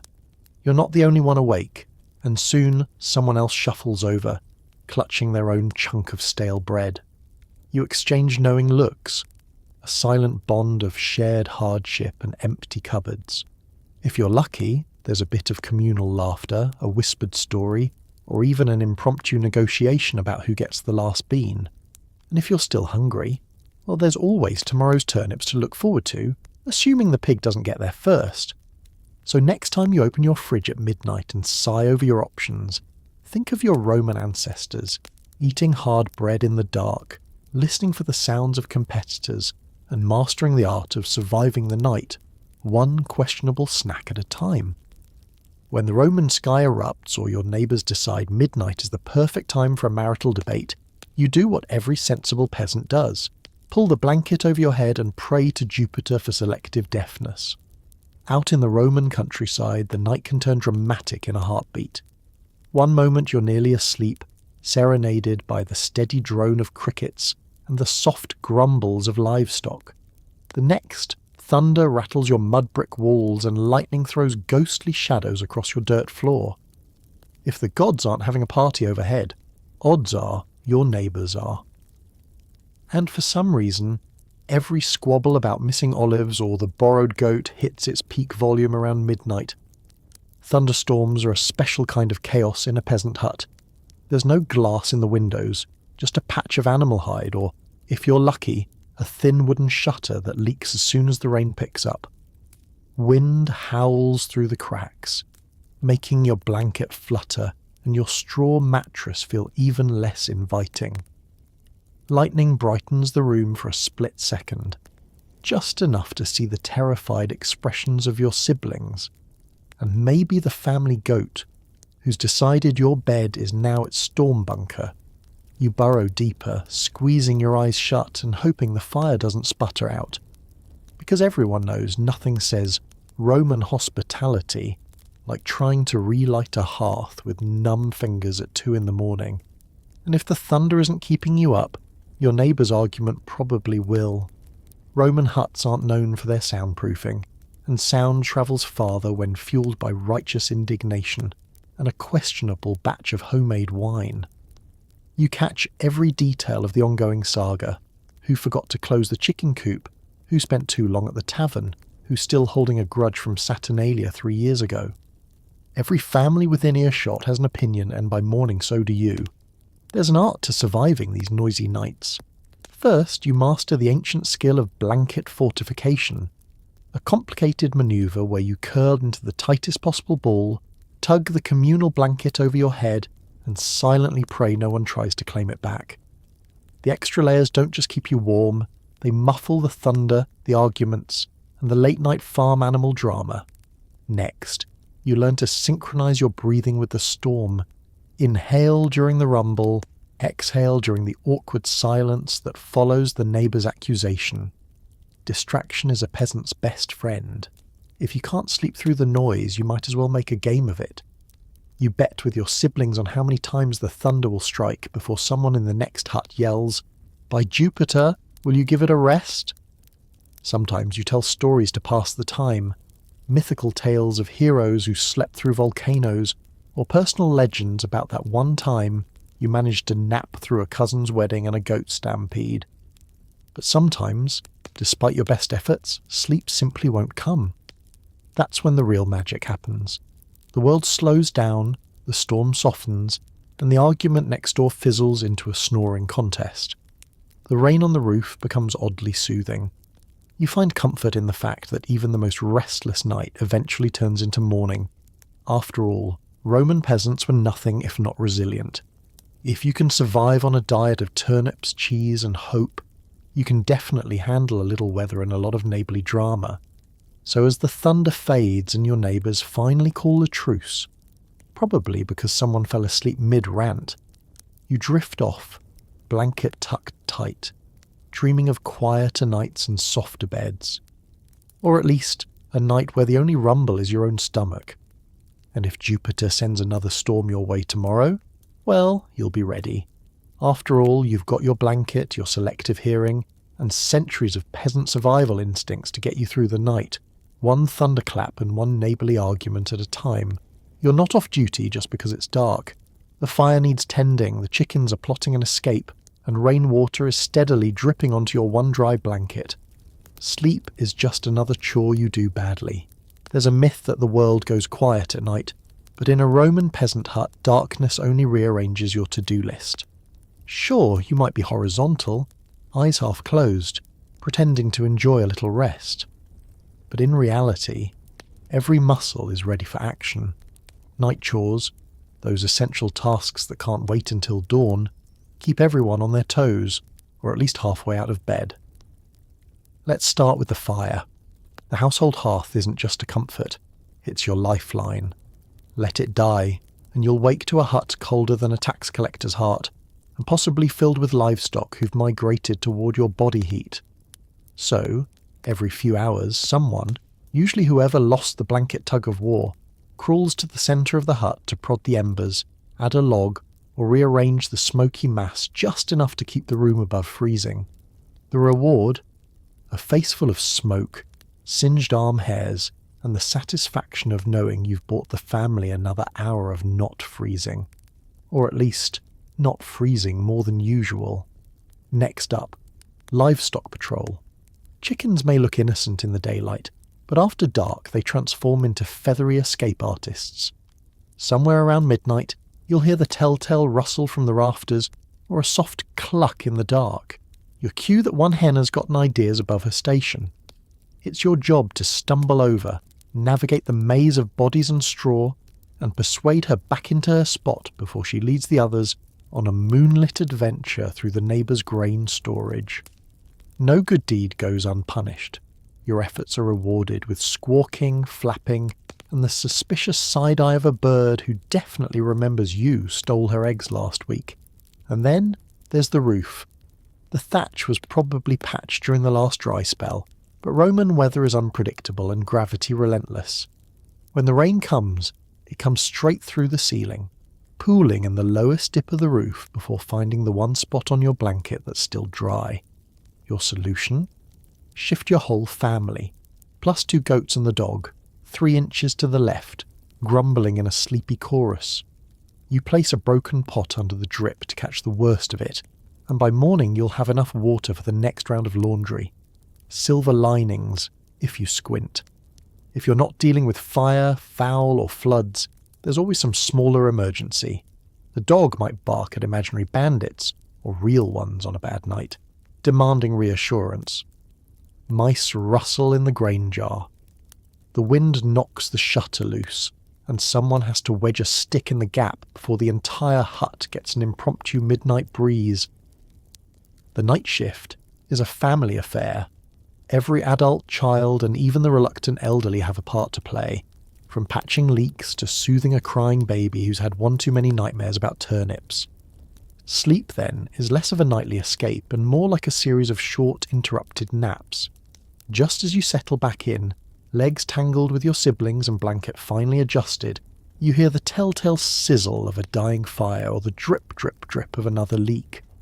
You roll your eyes, sigh, and resign yourself to the knowledge that, in the ancient world, rest is earned minute by minute. So the next time you grumble about midnight chores, maybe taking out the trash, maybe shooing the cat off the counter, spare a thought for your Roman ancestors. Their night was a patchwork of chores, disasters, and micronaps, all woven together by stubbornness and the world's scratchiest tunic. Yet somehow, dawn always came, the fire survived, and the roof mostly held. Sleep may have been a chore, but it was a chore they did together, and that, in its own noisy, leaky, smoky way, is a kind of rest all its own. The truly devoted peasant dreams only of grain, fields of it, loaves of it, maybe a little butter on top if you're really pushing it. Meanwhile, your stomach gurgles in anticipation.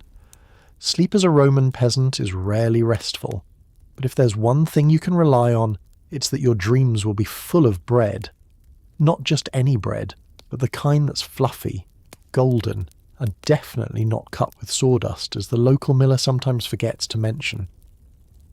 In the warmth of the straw mattress, with the taste of yesterday's stale loaf still lingering in your mouth, your mind sets the table for a midnight feast that would make even the emperor jealous. Let's face it, for peasants, grain is life. Every day revolves around planting, tending, harvesting, storing, grinding, and protecting the crop from everything with wings, paws, or a greedy cousin named Gaius. So it's no wonder that even your subconscious can't leave it alone.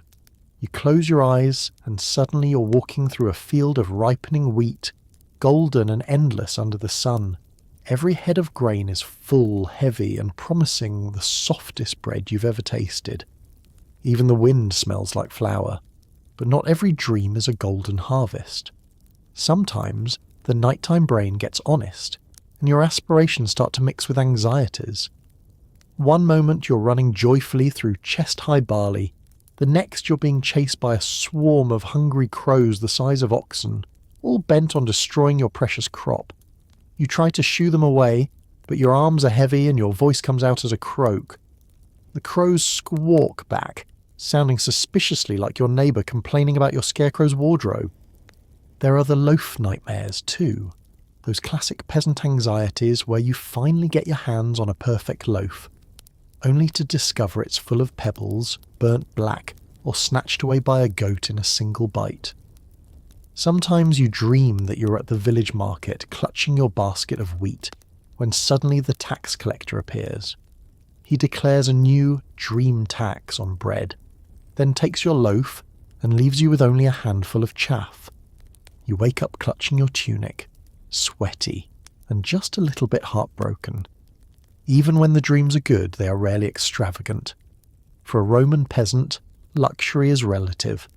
Sometimes you dream of having just enough grain to last the winter, a granary full to bursting, neighbours impressed, the family well fed, and not a single rat in sight.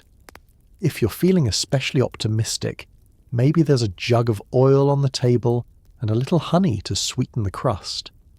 In the dream world, nobody fights over the last heel and every loaf rises perfectly.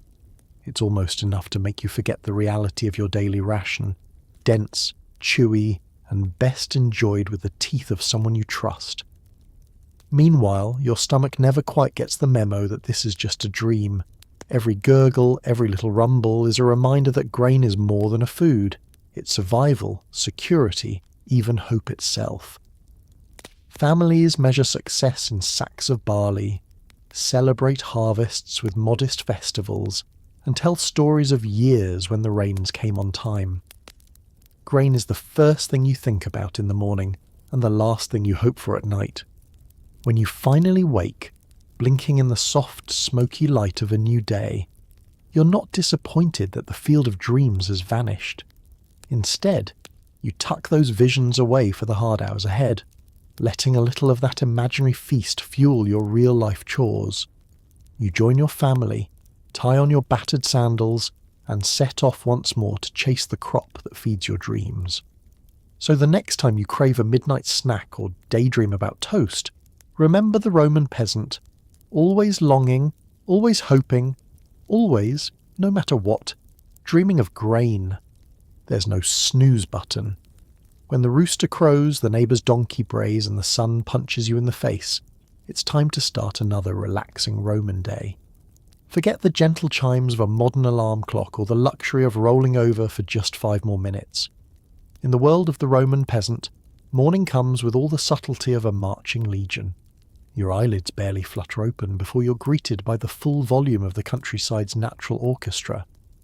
First up, the family rooster, an ancient and highly opinionated bird who takes its job as sunrise herald very seriously. It doesn't matter if the sun is actually up yet. This rooster has opinions, and it's going to share them at the top of its lungs, directly in your ear, from its proud perch on the rafters above your straw-stuffed mattress. If you somehow manage to sleep through that, the donkey next door is ready to pick up the slack. One mighty bray, usually triggered by nothing more than the memory of a lost carrot, echoes through the walls and into your soul. It's a bray that says, "Get up, human. It's time to face the inevitable disappointment of morning chores."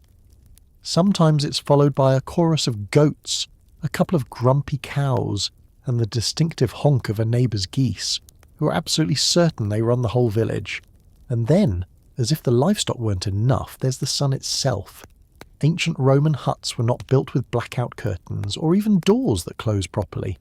Instead, the early morning light slices through every crack in the thatch and every gap in the wattle and daub wall, landing squarely on your face like a judgment from the gods. The sun isn't gentle either. It's a full-force assault that heats up the inside of the hut and dares you to keep sleeping. By the time you've rolled over for the 3rd time, the whole room is illuminated in a soft golden glow that highlights every speck of dust and every sleeping sibling's wild bedhead. The final alarm comes from the road itself. Roman mornings mean commerce, and commerce means carts. Dozens of squeaky, groaning wooden carts rolling over the cobblestones, loaded with everything from amphorae to fresh manure.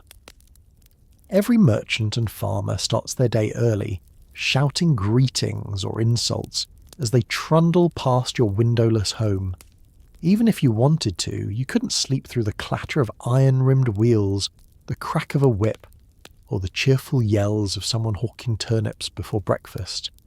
With all this chaos, there's really no point in trying to pretend you're still asleep. The entire family wakes up more or less at the same time, stretching, yawning and complaining in perfect harmony. You might grumble about the rooster, plot silent revenge on the donkey, and curse the sun for showing up uninvited. But there's an odd camaraderie in the morning chaos. Even the animals seem to accept their fate with a resigned shrug, settling in for another day of work, noise, and the eternal struggle for the best spot near the hearth. Morning rituals kick into gear. Someone stumbles to the fire to coax out the last embers for breakfast. Children tumble out of bed, still tangled in tunics, chasing each other around the sleeping goat. Parents shout reminders about chores, and the oldest sibling tries to figure out who stole their sandal. Again.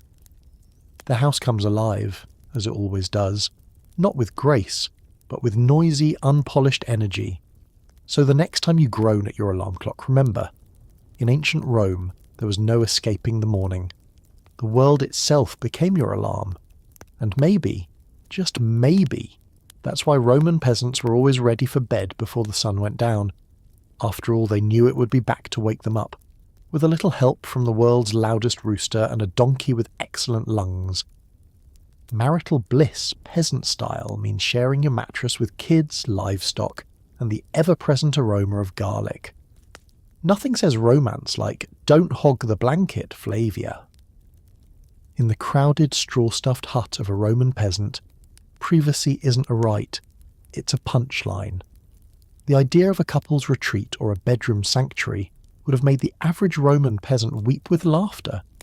Instead, romance is woven into the daily chaos, stitched right between chores, children, and the random chicken that keeps hopping onto your mattress. Let's set the scene. You and your beloved have finally collapsed after a day of endless work. The sun is down, the fire is low, and you're both buried under a fortress of blankets and tunics.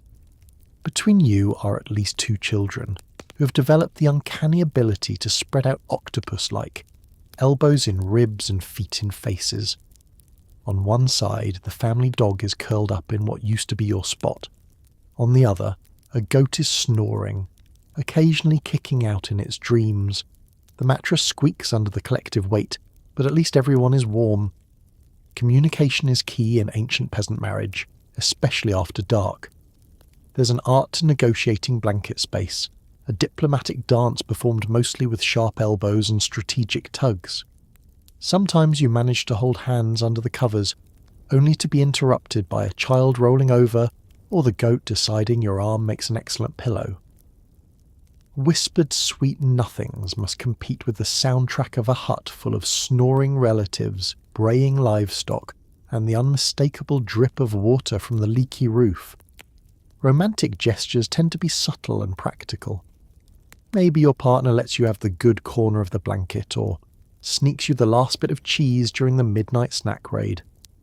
A whispered joke, a shared laugh about the rooster's latest misadventure, or simply a tired smile across the fire. These are the building blocks of marital harmony. Passion exists, but it's layered between chores, exhaustion, and the ever-present challenge of not being stepped on in the night. And then there's the garlic. Ancient Roman cuisine is generous with the stuff, and by bedtime both partners sport the unmistakable aroma of someone who's just arm-wrestled a basket of cloves. In a world without breath mints or running water, you both accept this as part of married life. You love each other, garlic and all. Besides, everyone else smells just as strong, so what's the point of fussing? Privacy, as you might imagine, is almost non-existent. You make the best of brief moments, maybe after first sleep when the children are finally out cold, or during the hush that follows a midnight thunderstorm. If you're feeling bold, you might sneak outside for a whispered conversation by the moonlit well, keeping an ear out for wandering neighbours and a wary eye on the ever-watchful family goose. Nothing says date night like 10 stolen minutes under the stars before being summoned back inside to help with a night chore. Still, there's a gentle affection that shines through. You learn to communicate without words, to find comfort in the weight of a familiar arm, or the warmth of a shared blanket. Love is not about flowers or serenades, but about surviving together. Through bad harvests, noisy nights, and never-ending taxes. It's about laughing when your partner accidentally rolls onto a beetle, or working as a team to evict a determined chicken from the bed. In the morning, romance takes a practical turn. You share chores, swap gossip, and commiserate over the new aches and pains from the night's sleep. You might not wake up with rose petals on your pillow, but you do wake up with someone who knows just how you like your bread toasted. Or at least who won't eat your share before you get up. So next time you stretch out in a quiet room with clean sheets, spare a thought for the Roman peasant couple, navigating love, marriage, and livestock with humour, resilience, and the world's most forgiving sense of smell. After all, if you can survive a night's sleep together in ancient Rome, you can survive just about anything. Children listen to tales of gods and monsters, usually told to make them behave, stay in bed, or at minimum stop kicking their siblings in the ribs. In a Roman peasant household, bedtime is less about winding down and more about negotiating an armistice between warring factions of tiny humans. The nightly ritual begins as soon as the last embers have been coaxed into glowing, and everyone's finally piled onto the shared straw mattress. It's a tangle of limbs, tunics, and at least one goat, who still hasn't gotten the hint that she's not a child. The ancient Roman peasant parent knows that bedtime stories are more than entertainment. They're the most effective tool in the battle for peace and quiet. So, as darkness settles, and the chickens overhead settle in for the night, the eldest adult clears their throat and begins. The classics always play well. Jupiter hurling thunderbolts, Mars winning battles, Venus making everyone fall in love with the neighbour's goat. Sometimes the stories are gently soothing, filled with magical rivers and shining heroes. Other nights, they take a more cautionary turn. Once upon a time, the tale begins, there was a child who wouldn't stay in bed, and the entire hut knows where this story is going. The gods, you see, keep an eye on little ones who wander after dark. There are monsters in the night, spirits who love to snack on toes that poke out from under blankets, and a particularly terrifying sheep demon who only appears when siblings are fighting over who gets the least lumpy corner of the mattress. You'd be amazed how quickly the threat of a midnight visit from the nocturnal donkey of discipline gets everyone to quiet down, at least for a minute. Of course, not every child is convinced. There's always one with too much energy and too little fear, ready to test the limits. For them, the stories become more specific. Do you know what happened to Marcus, who wouldn't stop pinching his sister? The parent intones ominously. The goddess Juno turned him into a turnip, and nobody likes to sleep next to a turnip. With this, a ripple of giggles and nervous glances runs through the crowd of children, and the sibling in question buries themselves deeper in the straw, just in case. As the stories wind down, the bargaining begins. If you stay in bed, parents promise, you might dream of fields full of ripe figs and honey cakes. But if you don't, the threat is left hanging in the smoke-tinged air.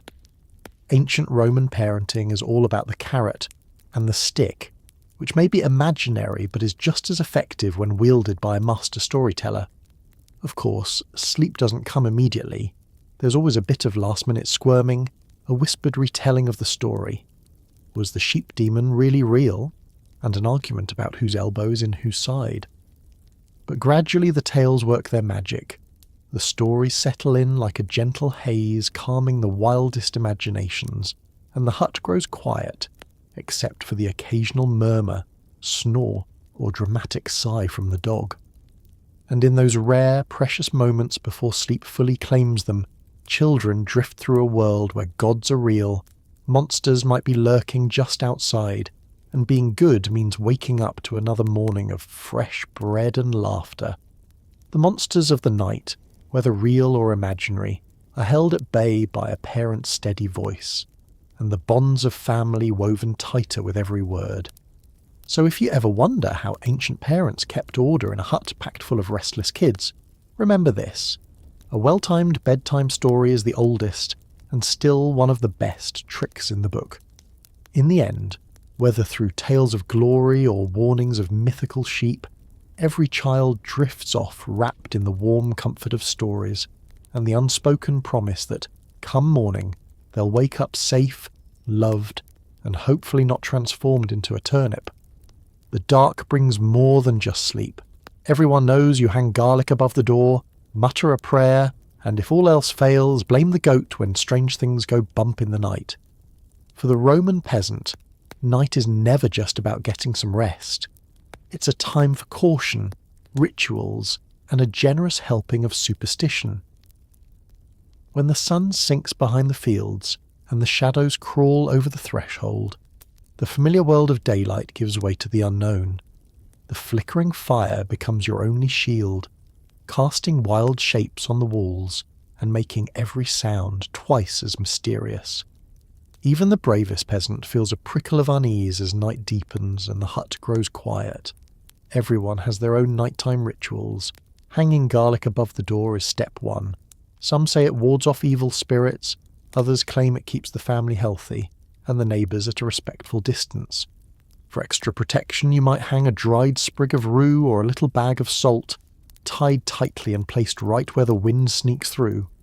After all, the last thing you need is an angry shade, a wandering spirit, or, worse yet, a relative returning for unfinished business. Prayers are whispered at bedtime. Short, simple, and sometimes a little desperate, they cover all the bases. Safety from storms, luck for the morning, and most importantly protection from things that don't have the decency to show themselves in the daylight. Jupiter, keep my dreams sweet and my sheep safe. Janus, watch the door and turn away what shouldn't enter. Even the most sceptical peasant isn't above muttering a few magic words when the wind howls just right, or the family dog starts growling at a corner of the room. Nighttime is when stories get told, the ones best whispered in the dark when children huddle close and grown-ups listen just as intently. There are tales of the lemures, restless spirits of the dead who roam after midnight. If you hear scratching at the wall or a pot falling over for no good reason, it's probably not just the wind. It's something hungry for attention. Or, at the very least, a loaf of bread. Then there are the lares, kindly household spirits who protect the family and livestock if they're treated well. A crumb left by the hearth, a splash of milk, a word of thanks. Forget an offering, though, and you might wake up to find your grain spoiled and your chickens plotting escape. The fear isn't always about ghosts. Night is also a time for omens. Did the owl hoot 3 times? Did you spot a toad in the doorway? Did the fire refuse to light? Or the bread fail to rise? Any of these can mean bad luck, illness, or an unexpected visit from the tax collector, which frankly is worse than most hauntings. If something strange happens, there's always the goat to blame. Goats have a reputation for knowing more than they let on, and they're conveniently mute witnesses to every mysterious event. Of course, not all superstitions are rooted in fear. Some are about hope. A good dream means a good harvest. A shooting star is a message from Mercury himself, promising safe travels or good fortune. The world is full of signs, if you know how to read them, and every peasant develops their own secret language with the night. So, as you curl up on your straw mattress, the smell of garlic strong in the air and the fire dying to embers, you feel a little safer, even if it is only pretend. You say your prayers, pat the goat, just in case, and hope the Lears are in a generous mood tonight. When strange bumps echo in the darkness, you pull your blanket tighter, confident that whatever spirits are out there, you've done everything you can. After all, for the Roman peasant, the real secret to a good night's sleep isn't just a strong lock on the door, it's the right blend of rituals, garlic, and unshakable faith that, come morning, the world will still be right where you left it. Every once in a while, bedding is dragged to the river, beaten with a stick, and returned slightly cleaner and a lot wetter. Congratulations, you'll be sleeping on a soggy mattress for the foreseeable future. There are a few universal truths in peasant life, and one of them is this: laundry day is a mixed blessing. On the one hand, you get a brief shining moment where your bed doesn't actively smell like the inside of a goat shed. On the other, you're guaranteed to spend the next several nights trying to convince yourself that damp is just another word for refreshing. In ancient Rome, this wasn't a regular event. No, laundry day arrived when the smell reached critical mass, or when a festival threatened to bring judgmental relatives to your door. The process is as grueling as you'd expect. It starts with gathering every blanket, tunic and mattress cover that can be pried from the straw mattress and livestock. Everyone in the family gets roped in. Children, adults, even the dog if you're not careful. The entire bundle is lugged down the road to the riverbank, where the ancient art of fabric punishment commences. Forget modern detergents and fabric softeners. In the Roman countryside, your toolkit is basic. Cold river water, a handful of sand or ashes for scrubbing, and a sturdy stick for beating the life, or at least the filth, out of the bedding. The riverbank quickly turns into a festival of complaints, splashing, and the kind of teamwork that only happens when everyone's equally miserable. Elders offer loud, unsolicited advice. You're not beating it hard enough. In my day, we scrubbed with rocks, while kids take the opportunity to launch a full-scale water fight, guaranteeing that everyone will go home as wet as the laundry. Once the dirt is suitably displaced and the bedding has been wrung out, or more accurately twisted and thumped within an inch of its life, the whole soggy pile is hauled home and draped anywhere it might catch a breeze. Trees, fence posts, and the roof itself will become impromptu drying racks. If the weather is on your side, the sun will do its job and leave your linens only slightly crunchy, with a bonus hint of river mud. But if clouds gather, or the dog takes an interest in your drying sheet, you can look forward to several nights of airing out right in your own bed. That first night with freshly washed bedding is a special experience. You nestle into your straw mattress and instantly feel the damp chill wicking through your tunic. The fabric clings, the air is thick with humidity, and you pray that the weather will turn warm and dry by morning. Still, there's a strange satisfaction in it, a sense that you've done your civic duty, fended off the worst of the bed bugs, and at least postponed the next round of laundry for as long as possible. Of course, the process never works quite as well as you'd hope. A stubborn stain, a lingering smell, or a new assortment of tiny river critters always makes it home in the folds. And because peasant life is nothing if not humbling, the dog, still suspiciously damp himself, will immediately claim the cleanest, driest corner for his own. The next morning you wake up to discover your blanket has been transformed back into its previous state, rumpled, hair-covered and smelling slightly of wet earth. But there's a certain camaraderie in laundry day. For a brief moment, the whole family works together against a common enemy, dirt. Jokes are traded, songs are sung, and even the grumpiest grandparent admits, in a roundabout way, that it's nice to see the sun glinting off something other than livestock. Laundry, after all, is not just about cleanliness. It's about resilience, renewal, and sharing a soggy, slightly cleaner slice of life. So as you drift off on your somewhat fresher, definitely damper mattress, remember, clean bedding in the Roman world is a fleeting luxury. Enjoy it while it lasts.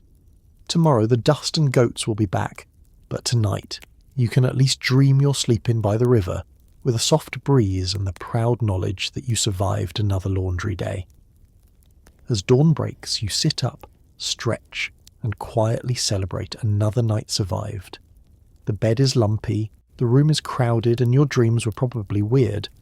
But you're still here, and for a Roman peasant, that's a win. There's a unique flavour of triumph that comes from simply making it through the night in a Roman peasant hut. The first rays of sunlight sneak through the patchwork thatch, highlighting every dust mote and the precise outlines of a dozen muddy footprints on the floor.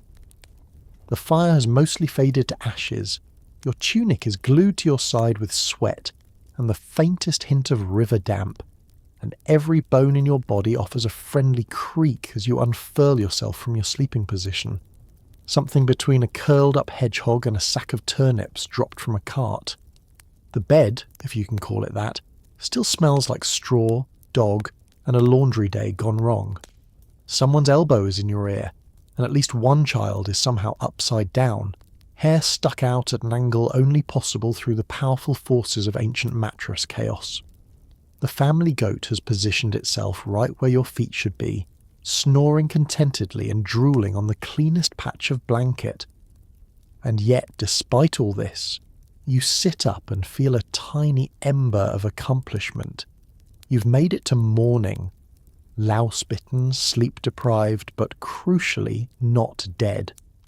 The family comes to life in stages. First, your mother pokes at the hearth, coaxing the last smouldering coals into a meagre flame that promises warm water, if not breakfast. Your siblings emerge, blinking, stretching, and immediately launching into negotiations over the least damp tunic or the coveted good corner of the bread loaf. The rooster, having performed its morning duty at the crack of dawn, and every hour since, struts through the hut like a feathery landlord, proud and slightly menacing. The dog claims the sunniest patch of floor, while the goat resumes its ongoing campaign to eat the family's one surviving sandal. You run a mental inventory of the night's casualties: 2 new bug bites, 1 slightly sprained ankle from stepping on a chicken, and the faint memory of a dream in which you single-handedly bested the tax collector in a bread-eating contest. Your back may ache, but your spirits are buoyed by the fact that you've beaten another round of Roman sleep. Today, you're still on your feet, and, if you're lucky, you might even be wearing matching shoes. There's a kind of daily gratitude unique to peasants. It's not the kind you see in ancient statues. There are no arms raised to the sky, no grand pronouncements. It's quieter. It's the relief of feeling your own heartbeat, the simple pleasure of wriggling your toes, the satisfaction of a morning stretch in a hut filled with familiar noisy chaos. It's the slow-building hope that today, maybe, the rain will hold off, the bread will rise and the chickens will behave. You join the breakfast scrum, elbows flying, laughter bubbling up, everyone reaching for the same heel of bread. Even the dog gets in on the action, earning a lick of cheese for loyalty and persistence. There's talk of chores, of weather, of dreams and superstitions, and of the eternal mystery of who moved the good blanket in the middle of the night. Plans for the day form out of the fog of sleep and the haze of memories, as everyone gears up for another round of survival disguised as daily life. So as you brush the straw from your tunic and step out into the muddy light, you carry with you a feeling not quite joy, but something close, the stubborn, sleepy gratitude of those who persist. You may never have silk sheets, a private room, or a morning without at least one livestock-related mishap, but you have another day, another chance to laugh, to work, to share stories around the fire, and that in the grand scheme of ancient Roman existence is a victory worth waking up for. Every year or so, some unfortunate Roman official shows up, papyrus in hand, to count heads and livestock. This means a night spent pretending your cousin Gaius is a decorative urn and the family goat has just popped out. As you try to drift off, you wonder, will tomorrow bring an extra tax for having too many pillows? There's no rest for the slightly tax dodging. The Roman census is not just a paperwork headache, it's a household-wide production of creative fiction, desperate improvisation, and light bedtime anxiety. As soon as word spreads that census takers are making their rounds, everyone's on high alert.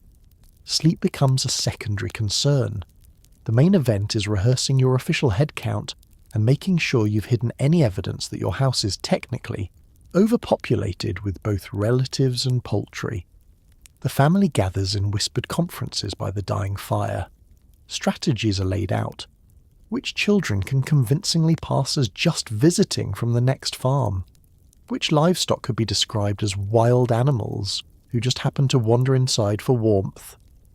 The family's oldest chicken is hastily relocated under a pile of blankets, and someone suggests drawing a fake mustache on cousin Gaius, in case the census official comes looking for him specifically.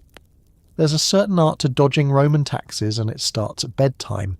Tonight you go to sleep counting not sheep but loopholes. Did we pay the hearth tax last year? Was that before or after the chicken window tax rumour started? And how many goats is too many goats, legally speaking? You toss and turn, unable to relax as visions of stern officials haunt your dreams. In one, a toga-clad bureaucrat appears at your door with a scroll and a suspiciously precise chicken head count. In another, you're forced to explain why you have more pillows than family members and why your guest, Gaius, keeps eating from the bread stash. The real anxiety sets in when you realise that the census affects everything: your taxes, your legal rights, and even your reputation in the village. Undercount, and you risk imperial wrath if the neighbours talk. Overcount, and your next year's tax bill will require a miracle, and maybe the sale of that one goat who still has all her teeth. As you stare at the thatched ceiling, you imagine tomorrow's census official, tired, grumpy, and likely to ask the sort of probing questions that make you wish for sudden laryngitis. The census does have its upsides, if you can call them that. For a few days, chores get creative. You might find yourself hiding a chicken under your bed, or convincing your youngest sibling to pretend to be mute so he doesn't accidentally reveal that there are in fact 2 Lucias in the household. Even the animals get nervous. Somehow, the family dog knows it's not a good time to bark at strangers, and the goat, temporarily borrowed by your neighbours, will be returned once the census is over and the coast is clear. Sleep comes in fits and starts. Every creak of the door or far-off shout on the road jolts you awake. Is it the census? Did someone forget to hide the second rooster? You clutch your thin pillow, definitely the only one in the house, should anyone ask, and try to drift off. But your dreams are filled with imperial forms and the sound of quills scratching ominously. When the sun finally rises and the census official makes his appearance, the house is a study in plausible deniability. Blankets are smoothed over suspiciously lumpy mattresses. Children practice looking innocent, and the adults rehearse their best "Oh, is that today?" faces. After the official leaves, there's a collective sigh of relief and a round of jokes about how the goat went to stay with her cousins in Gaul for the week. So tonight, when you finally get back to your lumpy straw mattress, you might not sleep much better, but at least you survived another census, another round of Roman bureaucratic acrobatics, and another night proving that in the world of ancient taxes, the only thing more creative than the officials are the peasants just trying to get a little rest. For a Roman peasant, the public bathhouse is the spa of your wildest dreams. You lie in your straw bed, half awake, half wishing for hot water and a slab of real soap. Instead, you get a whiff of your neighbour's feet and the gentle scrape of last week's dirt. If only dreams could scrub your skin. In a world where the average bath is a once-a-week splash with river water and a handful of sand, the idea of the Roman public bathhouse takes on mythic proportions. You hear about these marvels from passing travellers, or the village's one distant cousin who made it to the city once and returned with wide eyes and suspiciously soft hands. Heated floors, flowing water and marble benches. This is luxury beyond imagining. The promised land of cleanliness where even your dreams go to get a proper rinse. As you try to sleep, you imagine yourself walking into a grand bathhouse. Steam rising in gentle clouds. The scent of real soap and olive oil in the air. There's no waiting for a bucket to boil or fighting for the clean corner of the family wash tub. Here, attendants offer you towels and pat your back, murmuring the ancient Roman equivalent of "treat yourself." You soak in water that's actually warm, not just less icy than the river, watching the grime and sweat of peasant life swirl away into oblivion. But even in dreams, reality intrudes. The bathhouse is full of statues, real ones, not the kind your little brother makes out of mud. Mosaics glitter on the floor, and nobody seems to mind if you linger in the pool for hours. You fantasize about soap with an actual scent, something fresher than ashen desperation. In this world, clean sheets aren't a family event. They're a given, crisp and white, free from the ever-present odour of last week's cheese. It's not just about being clean. It's about being new. In the bathhouse, you're someone else. A person whose feet don't leave muddy prints, whose hair smells of lavender instead of barnyard. The attendants scrub your back, gently, not like your cousin with the enthusiasm of a tax collector. and you emerge into a warm chamber, wrapped in a soft towel. For a few blissful moments, you're lighter, brighter, and certain that you'll never return to your straw-stuffed mattress or fight for blanket space with the family goat again. Back in your hut, reality offers a different kind of sensory experience. The air is thick with the mingled scents of damp wool, wood smoke and feet. You try to arrange your bedding so the scratchiest patch doesn't line up with last week's mystery stain, but gravity and goats conspire against you. You resign yourself to the time-honoured practice of ignoring whatever you can't change. If your dreams could do the washing, you'd wake up fresh as a patrician. Instead, you get to marvel at the layers of historic aroma you carry everywhere. Yet the dream of the bathhouse lingers. It's the carrot at the end of a long day's stick, the hope that maybe, just maybe, you'll save enough for the festival trip to the city, or at least barter your way into a neighbour's copper wash tub for a special occasion. In the meantime, the fantasy keeps you going, makes you laugh at the absurdity, and helps you tolerate the constant, stubborn itch that only gets worse when you think about it.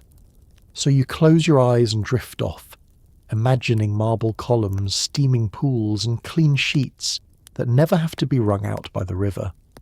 When you wake, you'll reach for the same old tunic and endure the familiar peasant perfume. But tonight, at least in your dreams, you can be as clean as a Roman god. And in the morning, maybe that's just enough to face another day. You think you're ready to sleep, but your body has other ideas. Somewhere between bedtime and itch o'clock, the army of fleas makes its presence known. You scratch, you grumble, you try not to wake your sleeping family or the disgruntled chicken beside you. If sleep is a test, ancient peasants are Olympic champions in endurance scratching. As you settle into your straw-stuffed mattress, the first wave of itchiness creeps in like clockwork. It always starts as a tiny tingle on your ankle, a warning shot from the tiny commandos living in your bedding. You shift, hoping to crush a few beneath your knee, but the movement only encourages them. Soon the sensation has travelled up your leg, across your back, and somehow infuriatingly into your scalp. Lice join the fray, determined to make your life interesting, and your morning grooming routine an endless treasure hunt. In the ancient world, this is simply part of bedtime. No matter how many times you bathe, which, let's be honest, is more symbolic than sanitary, the bugs always find their way back. Fleas are particularly persistent. They leap from goat to dog to human, living their best lives as they turn your blanket into a communal feast. You try to swat them away, but Roman peasants know the truth. The only thing more resilient than a flea is the person learning to live with it. Children adapt to this nightly struggle from a young age. Parents teach them the best way to scratch without waking the neighbours. Short, brisk, and always with one eye open for the family rooster, who's been known to peck at moving toes in the dark. Siblings swap stories of the night's worst bites, turning it into a competition. Whoever goes the longest without scratching earns the dubious honour of Itch Master, a title that lasts until the next outbreak. Lice are a more subtle menace. They make their home in your hair, laying eggs with a confidence that borders on arrogance. The only weapons you have are a blunt wooden comb and the occasional prayer to the goddess of cleanliness, neither of which inspire much hope. If you're lucky, a local herbalist will sell you some strong-smelling ointment or suggest a ritual with ashes and olive oil. If you're not lucky, you simply learn to braid your hair tight and live with the sensation. The animals, of course, are no help. The family dog scratches right along with you, his collar a revolving flea circus. The goat sighs loudly, grumbling about her own itchy spots. Even the chickens, feathered and judgmental, peck and preen, ruffling out their own parasites with a smug flair. Some nights you wonder if it's possible to just sleep standing up, away from the straw, but then you remember the cold floor and the drafty walls and you nestle back into your mattress, bugs and all. It's easy to joke about, but the itch is a constant test of patience. Fleas and lice don't discriminate. They bite the old, the young, the clean, and the less clean alike. They keep you humble. There's an odd sort of camaraderie that develops when everyone in the hut is awake. scratching in unison, an unspoken bond forged in discomfort. In the morning, you compare bug bites with your siblings, showing off the night's trophies and laughing at the absurdity of it all. Resilience for the Roman peasant is not about the absence of hardship, but the ability to endure it, to sleep eventually through the itch, to wake up smiling despite the bites, to share jokes about your mutual suffering and carry on with the day. The true meaning of Roman endurance isn't found in marble statues or epic poems, it's right here, in the quiet tenacity of people who can sleep through an army of fleas and still face the sunrise with a sense of humour. So tonight, as you scratch one last time, remember, every bite is a small badge of survival, every itch a lesson in patience. If sleep is a test, you're passing with flying and occasionally hopping colours, and that's Roman resilience at its most honest and absurd. So tonight, as you settle deeper into your blanket fortress, pillows fluffed, fan humming, and not a single goat in sight, take a moment to marvel at just how far we've come. You made it through a night as a Roman peasant, survived straw mattresses, communal snoring, a parade of bed bugs, and the eternal terror of the imperial taxman. You braved the cold with little more than a scratchy tunic and the questionable warmth of livestock, and you learned that sometimes the best sleep in history is simply the one where you wake up with all your toes still attached, and only a mild garlic aroma.